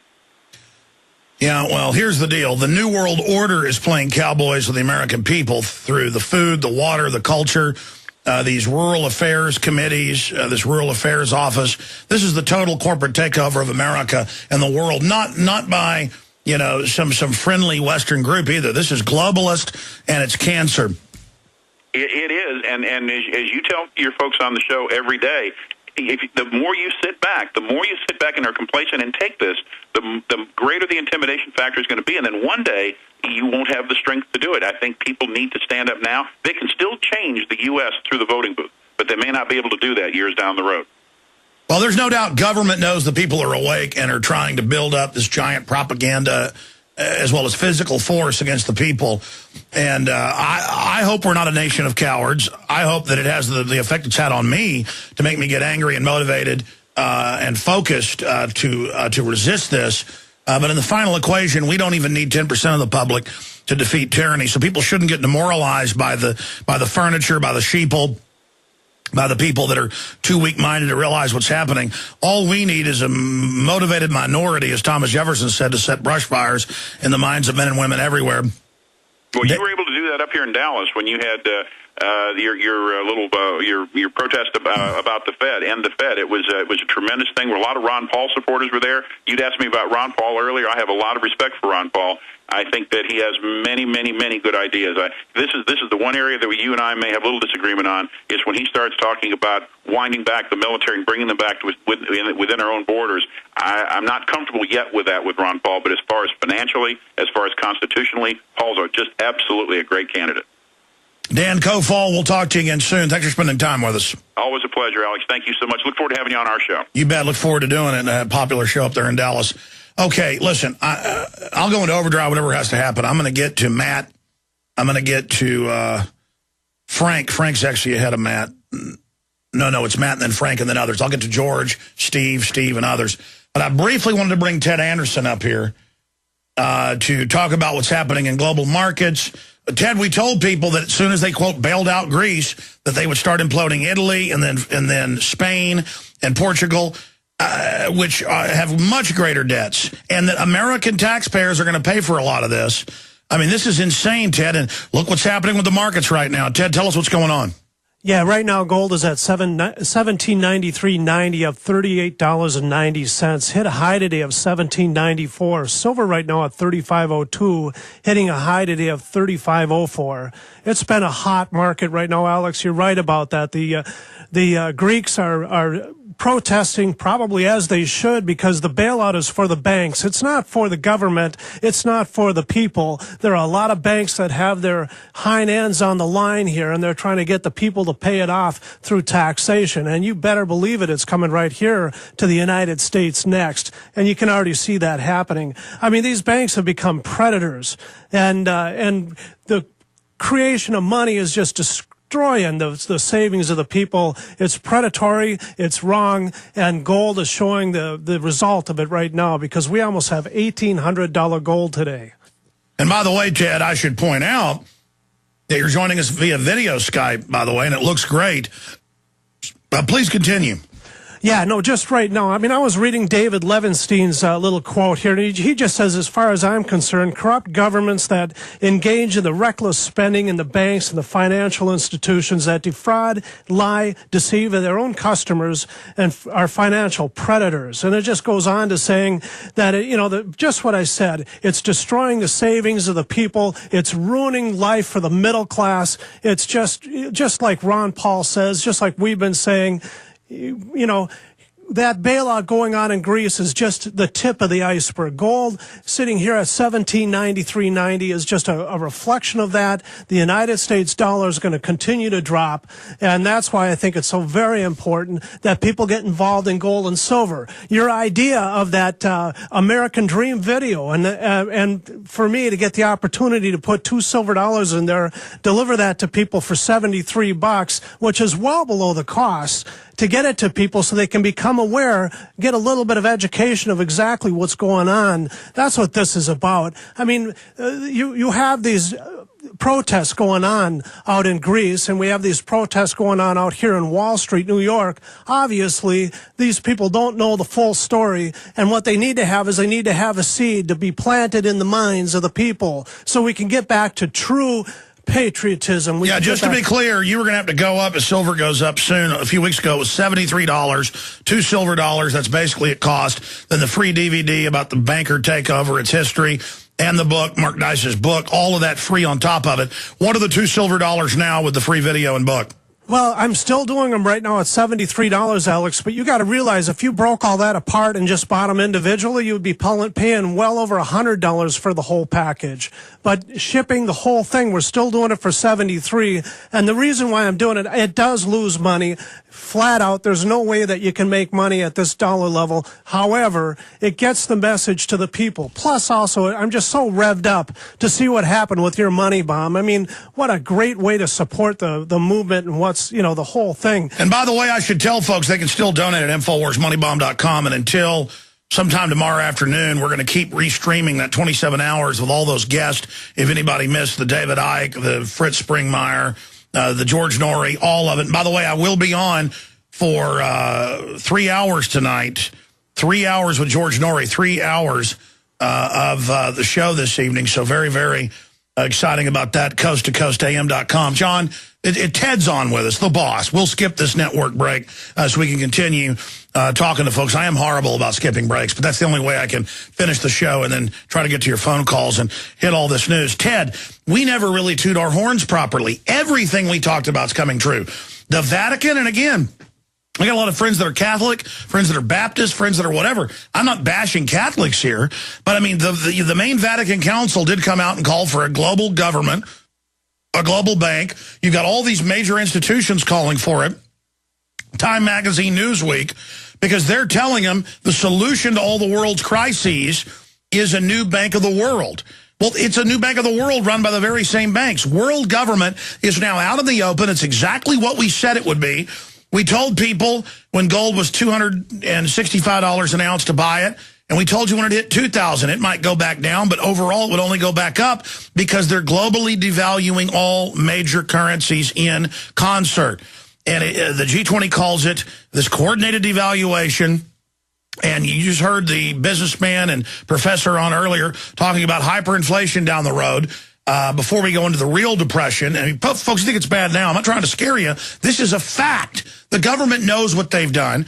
Gold and silver is one of the best hedges there is. I don't buy it as an investment, though it's been the best, bar none, across-the-board investment of the last decade. Type into Google, 12-year gold-silver graph. Look at the two go up.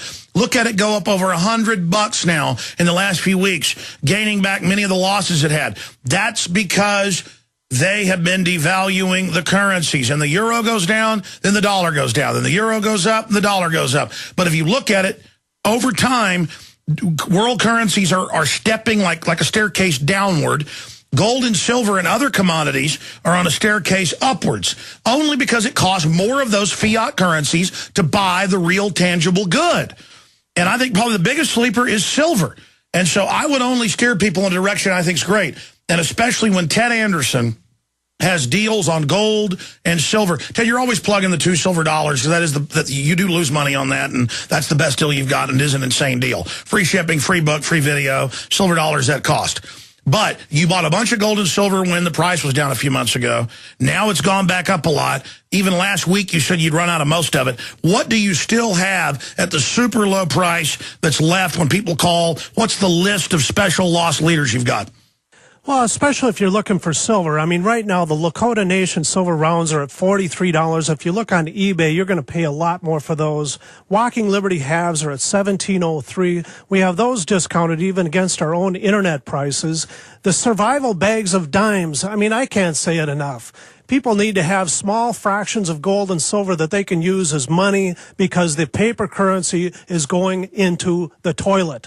Bags of silver dimes right now, $100 face value of silver dimes, or 1,000 dimes, is $2,643. And by the way, Alex, that means it now takes 26 dimes or 26 of the new copper dimes to buy one old silver dime. That gives you a reflection of what's going on. And as a matter of fact, the copper dimes are worth more than their face value just because they have copper in them. They have to make pennies out of steel. What is it going to take to wake the people up so they actually see that the government is driving their currency right into the floor? I mean, the people that have been trying to save and live out their retirement, you know, they might as well just kiss it goodbye. You really need to have gold and silver. And like you say, silver probably makes more sense than gold at this time. But if you're a larger investor, you're going to have to look at that option because it's just too heavy to store too much silver. I mean,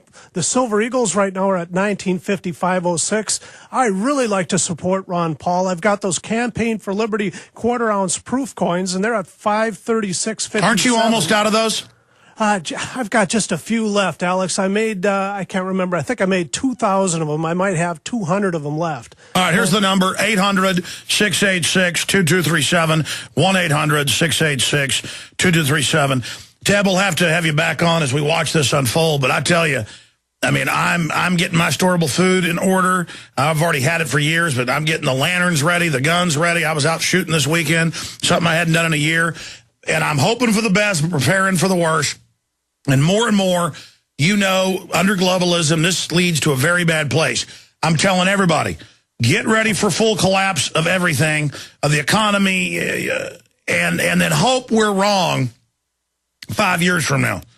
Okay, but the way all this is going, people need to get storable food. They need to get gold and silver. They need to get firearms. You need to get ready. Ted Anderson, thank you so much for joining us. Thanks for having me up, Alex.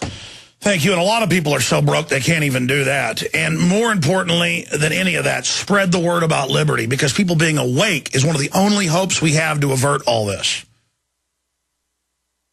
That if people are awake to this corruption, it will disappear like phantoms at dawn, as Thomas Jefferson said. I want to jam in some more calls here.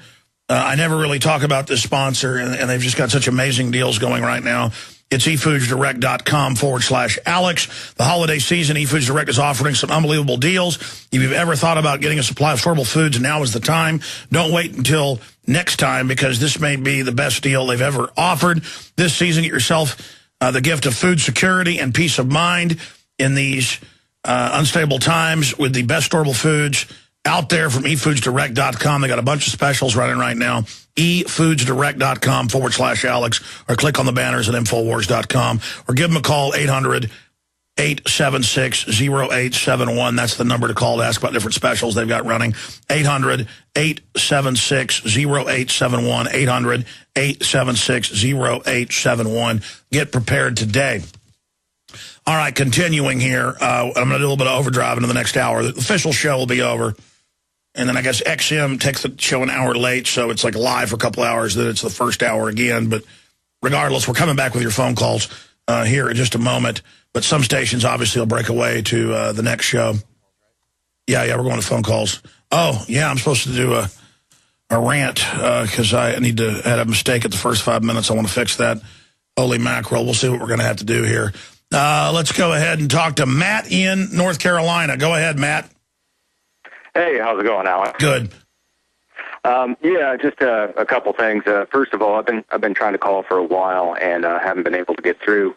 But on the Libya thing, I noticed when you did your Money Bomb special, you had Mr. Dansk on, and while you guys were talking, he made an interesting point, which is that the truth is never simple.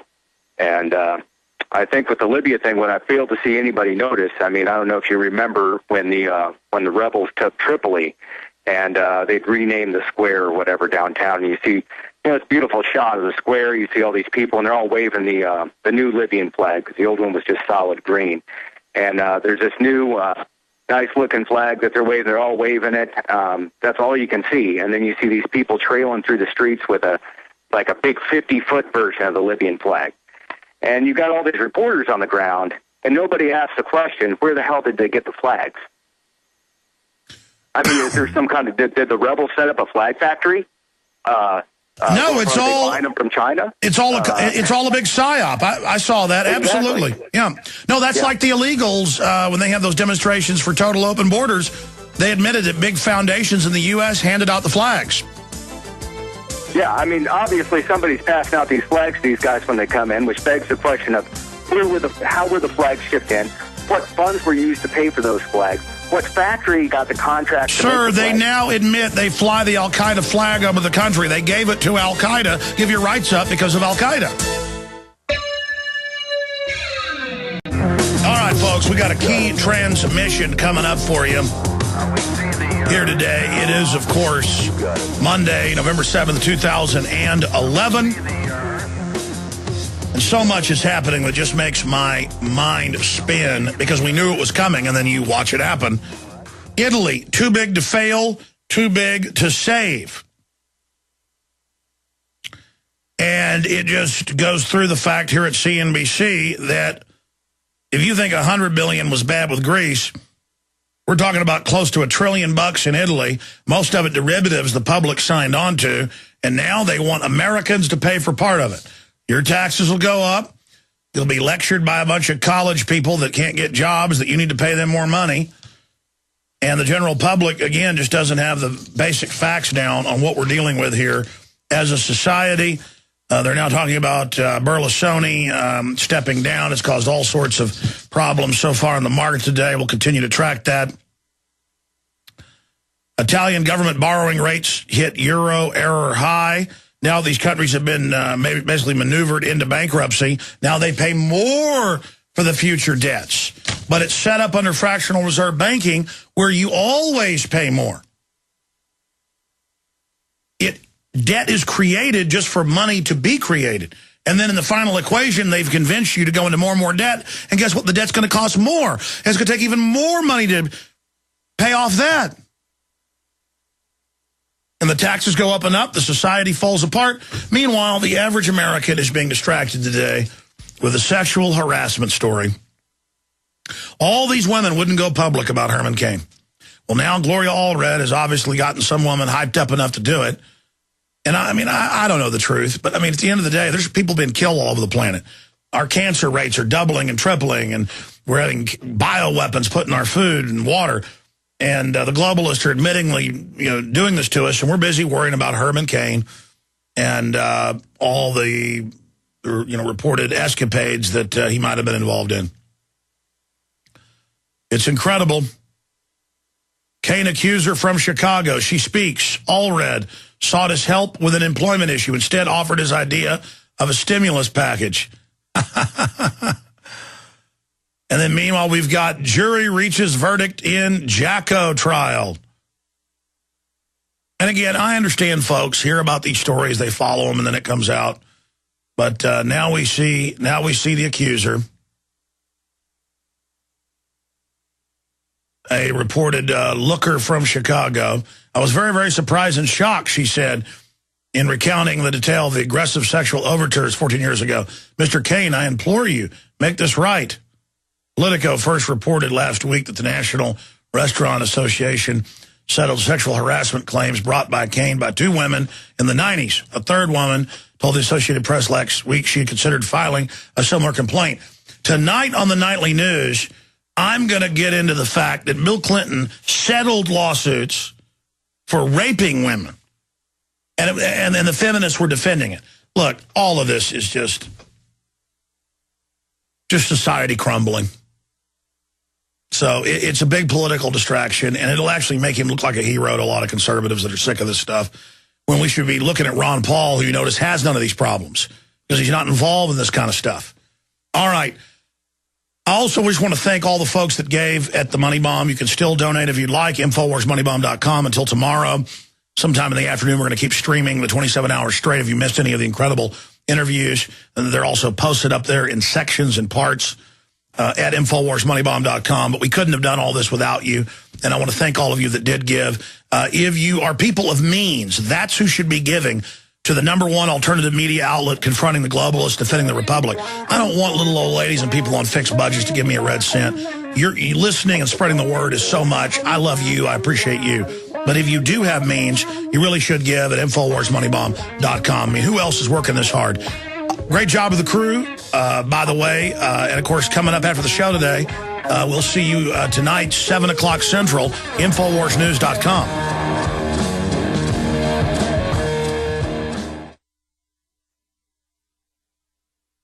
Warning against Iran attack. That's on MSNBC. Official reality is a prison, mind control in the West, Israel and Iran. Got an article up at Infowars.com breaking that down. Also, the Chinese official news is reporting Iran says IAEA's documents on its missile program are fake. And Iran's Ahmadinejad defiant as U.S. raises heat. That is just some of what is coming up on that front. And then we've got the huge economic news here. Italy, too big to fail, too big to save. We're going to be going over that report. Also, speculation over Berlusconi, Royals Global Markets. The markets are all in turmoil. We're going to be going over what's happening on that front as this global government gyrates out of control. And we'll get into some of the new Big Brother activities. We are back live. The toll-free number to join us on the Iran situation, on the fact that as soon as Europe got the new debt deal to give $5 trillion, 1.4, 1.5 leverage at least 3 times to the mega banks and to dissolve more sovereignty of the countries, all of a sudden more countries started collapsing, which I've told you for over a decade is the plan, which I broke down in detail 3 years ago in the Obama deception. How are we able to do this? Because it's all planned. How am I able to tell you what's coming on tonight? I mean, the NFL is going to be on TV tonight. People are like, how do you know this? Because it's called Monday Night Football. I mean, it's something that's part of a programmed, planned thing. This is the New World Order. Of course, the Vatican has called for global government, global currency. Of course, all the other major denominations are calling for it. Of course, all these governments are calling for it. Because everybody is bought and paid for now by the big mega banks who issue the currency and credit out of nothing. The whole world bows to the power of the New World Order. And look at the type of articles I have. This is just two that I came across this morning without even looking. I saw these. And by the way, everywhere I go now is cops. I couldn't go camping this weekend, and I wasn't even hunting. On our own property we've had since like 1829 without game wardens showing up. And I saw game wardens on the highway. And the ranch, 3 ranches down from us, it's been there for 150 years. I saw happy family with their RV out there and family visiting them that obviously come into town for deer season. Somebody didn't have a doe tag properly, so they got arrested, I heard. I mean, just game wardens coming out of the sky everywhere. I mean, it's not just in the news. You can't be left alone, and you're not going to be left alone. Read the Declaration of Independence. There's always a good excuse for it, of course. They've always got a reason for their tyranny. Throughout history, the Nazis did as well. The point is there's always more. We've got to stick our hands down your pants. We've got to have hidden microphones in the lamppost. Ladies and gentlemen, we are live. Thank you so much for joining us. It is Monday, the 7th day of November, 2011, and we're going to be here for the next 3 hours. Dan Kofal, who is a popular host up in Dallas and has a great financial analysis, will be joining us coming up at the bottom of the next hour. We will have open phones throughout the full 3 hours as well. He's a talk show host up on 1190 AM in the Dallas-Fort Worth area. So he'll be joining us coming up right at the waypoint or middle point of the broadcast today. And we're going to have open phones, as I said, on any news item, any issue. Normally, I say I'm going to go to the news first before I give out the number. But I just want to hear what you think is most important happening in the world today. Is the Herman Cain thing a distraction? Yes, I think it is overall. From looming war with Iran, global financial meltdown by design, government just raising fines and fees at every level. I think it's a distraction. I mean, look, I'm more than happy to see Herman Cain in political trouble because he's the former head of the Federal Reserve in Kansas City and a globalist who wants to bring in new taxes. And somebody who's been caught lying about Ron Paul saying, I never said you people that want to audit the Fed or Ron Paul supporters are stupid. And I don't appreciate you making that up, Ron Paul. Not everything you see on the internet is true, and everybody laughs when we played the clips of him saying it, and it's in his book. So I don't like Herman Cain. Let's get that straight. I mean, as a person, he's funny, he's likable. But they say Ted Bundy was likable. He knew how to trick girls to get in his yellow Volkswagen. They say Hitler was likable. Obama is likable. They say George W. Bush in person was likable. Bill Clinton is likable. Richard Nixon was likable. They say Mao Zedong was likable. They say Jack the Ripper was probably likable if it was the prince, like a lot of them thought. The point is that doesn't matter. It's not about a beauty contest or a likability contest. It's about what do you actually stand for? And the person is Ron Paul. By the way, Ron Paul has a shock win in Illinois straw poll, but Mitt Romney is just behind, the Daily Mail reports. Here's another one. Ron Paul wins Illinois straw poll. Wow, why is that a shock? I mean, he's won almost all of them. But when he does get second place, they'll mention first and third and fourth and fifth on Fox, CNN, they all do it. Or when he wins first most of the time on TV, they just cover 2, 3, and 4. And it's the entire establishment. It's mainline Republicans on talk radio. You've heard them. It's mainline Democrats. They're scared of Ron Paul. Why? Because he doesn't like the status quo. So we'll be talking more about that coming up today. Obviously, the top news is the economy and the Iran situation. Of course, we have the headline this morning up at Infowars.com. It's all over the news that Israel is now saying, Haaretz is now reporting, and others are, that the Israeli members of the cabinet who were against that period of time, around 1 million people disappeared. Imagine, pro-America, a place where they invented mathematics and so many other things, and the average good old boy was, kill them Arabs. They're not even Arabs. See, I mean, it's this level of ignorance, and it makes me want to throw up. It makes me want to throw up just these good old boys. Most of them haven't even been over there. And we're talking about kids getting their faces blown off. We're talking about Israel striking dozens of targets, dozens of times apiece. And the U.S. plan to back it up, because there'll be some response by Iran, is to bomb the entire infrastructure, water treatment, power plants, bridges, to, quote, destroy the warfighting capability. It's going to kill tens of thousands of people.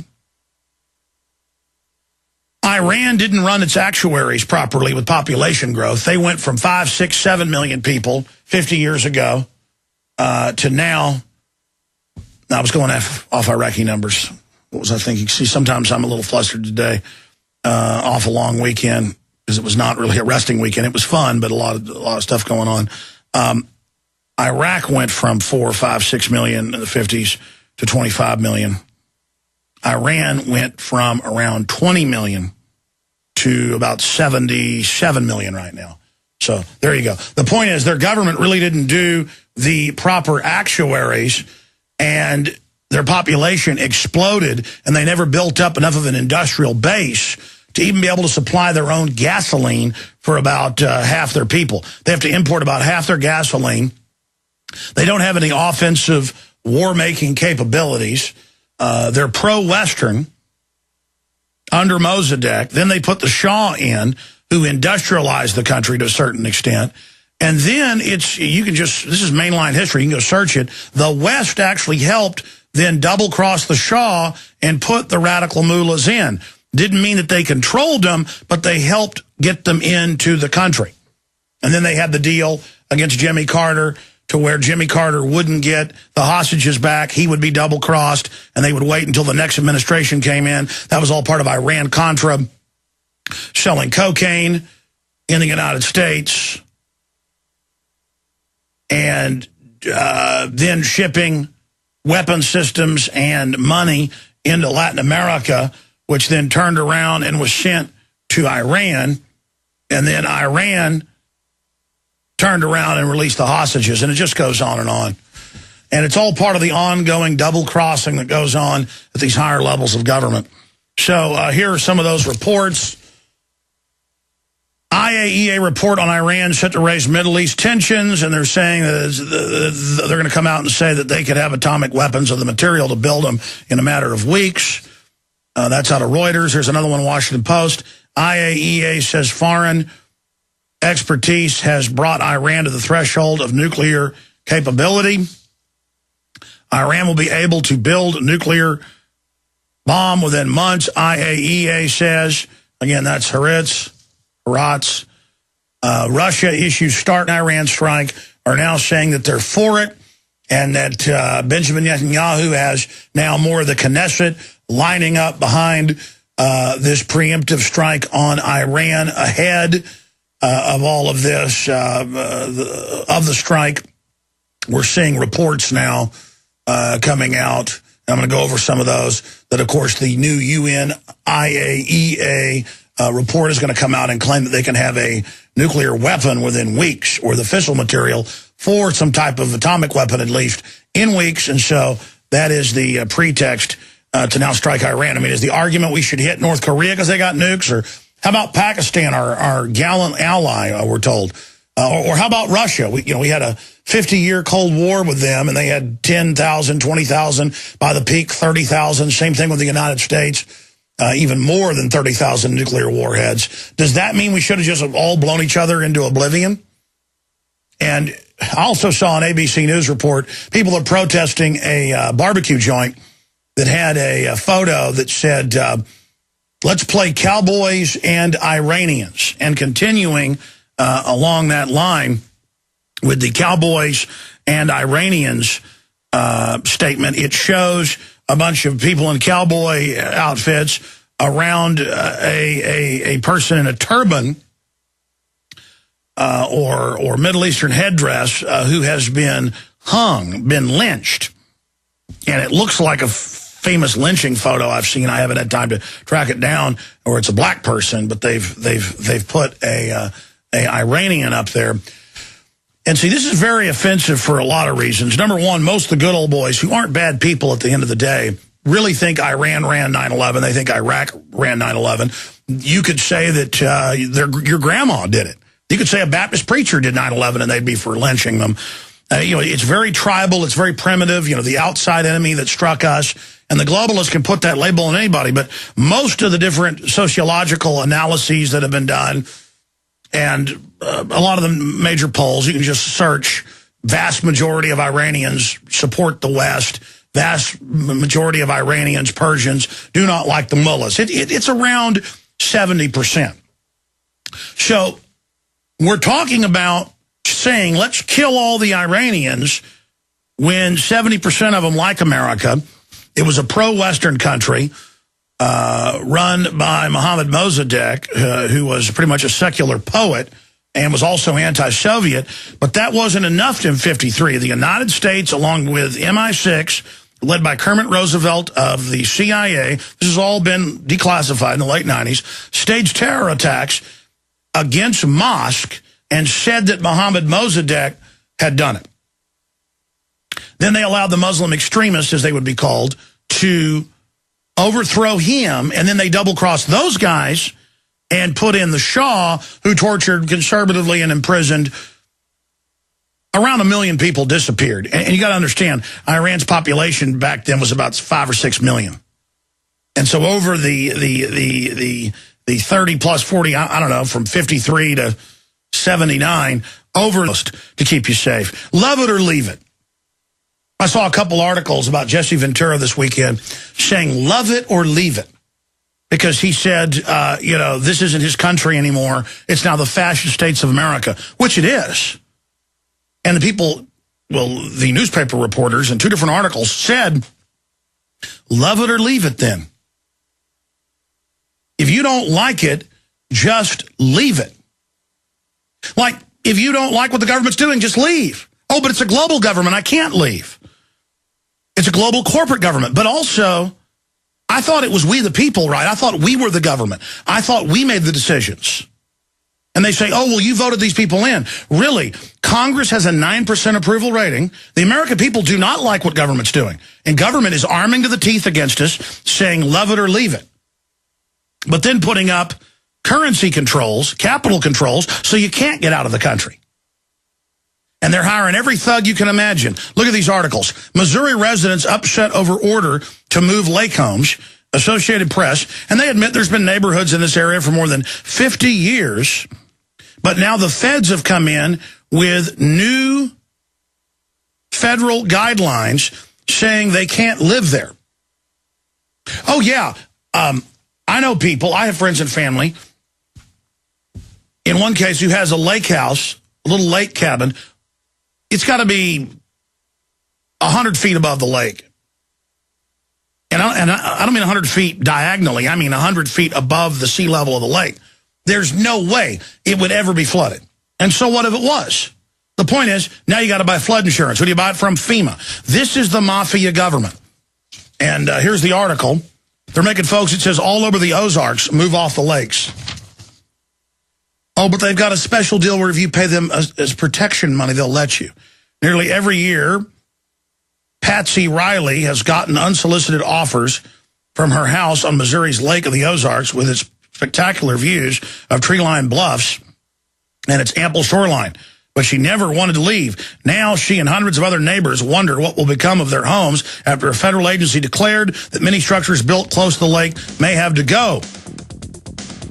The Federal Energy Regulatory Commission, citing the restrictions, says they got to pull their houses up. Oh, here's another one. City fines and fees double, triple for minor and major offenses. If your grass is too tall, $1,200 a day. Well, we already have that in Austin. This is how they're going to take everything. We're up. Last number I saw, more than a third of the American people lived in the old FEMA floodplain system. Again, why are the feds involved in deciding what a floodplain is and isn't? Oh, because they take your state tax money and send it back to you with strings attached, and they send the feds in. I'm going to cover some more of this news, then go to your calls. But here it is out of the Associated Press. Missouri residents upset by order to move lake homes. And then it continues.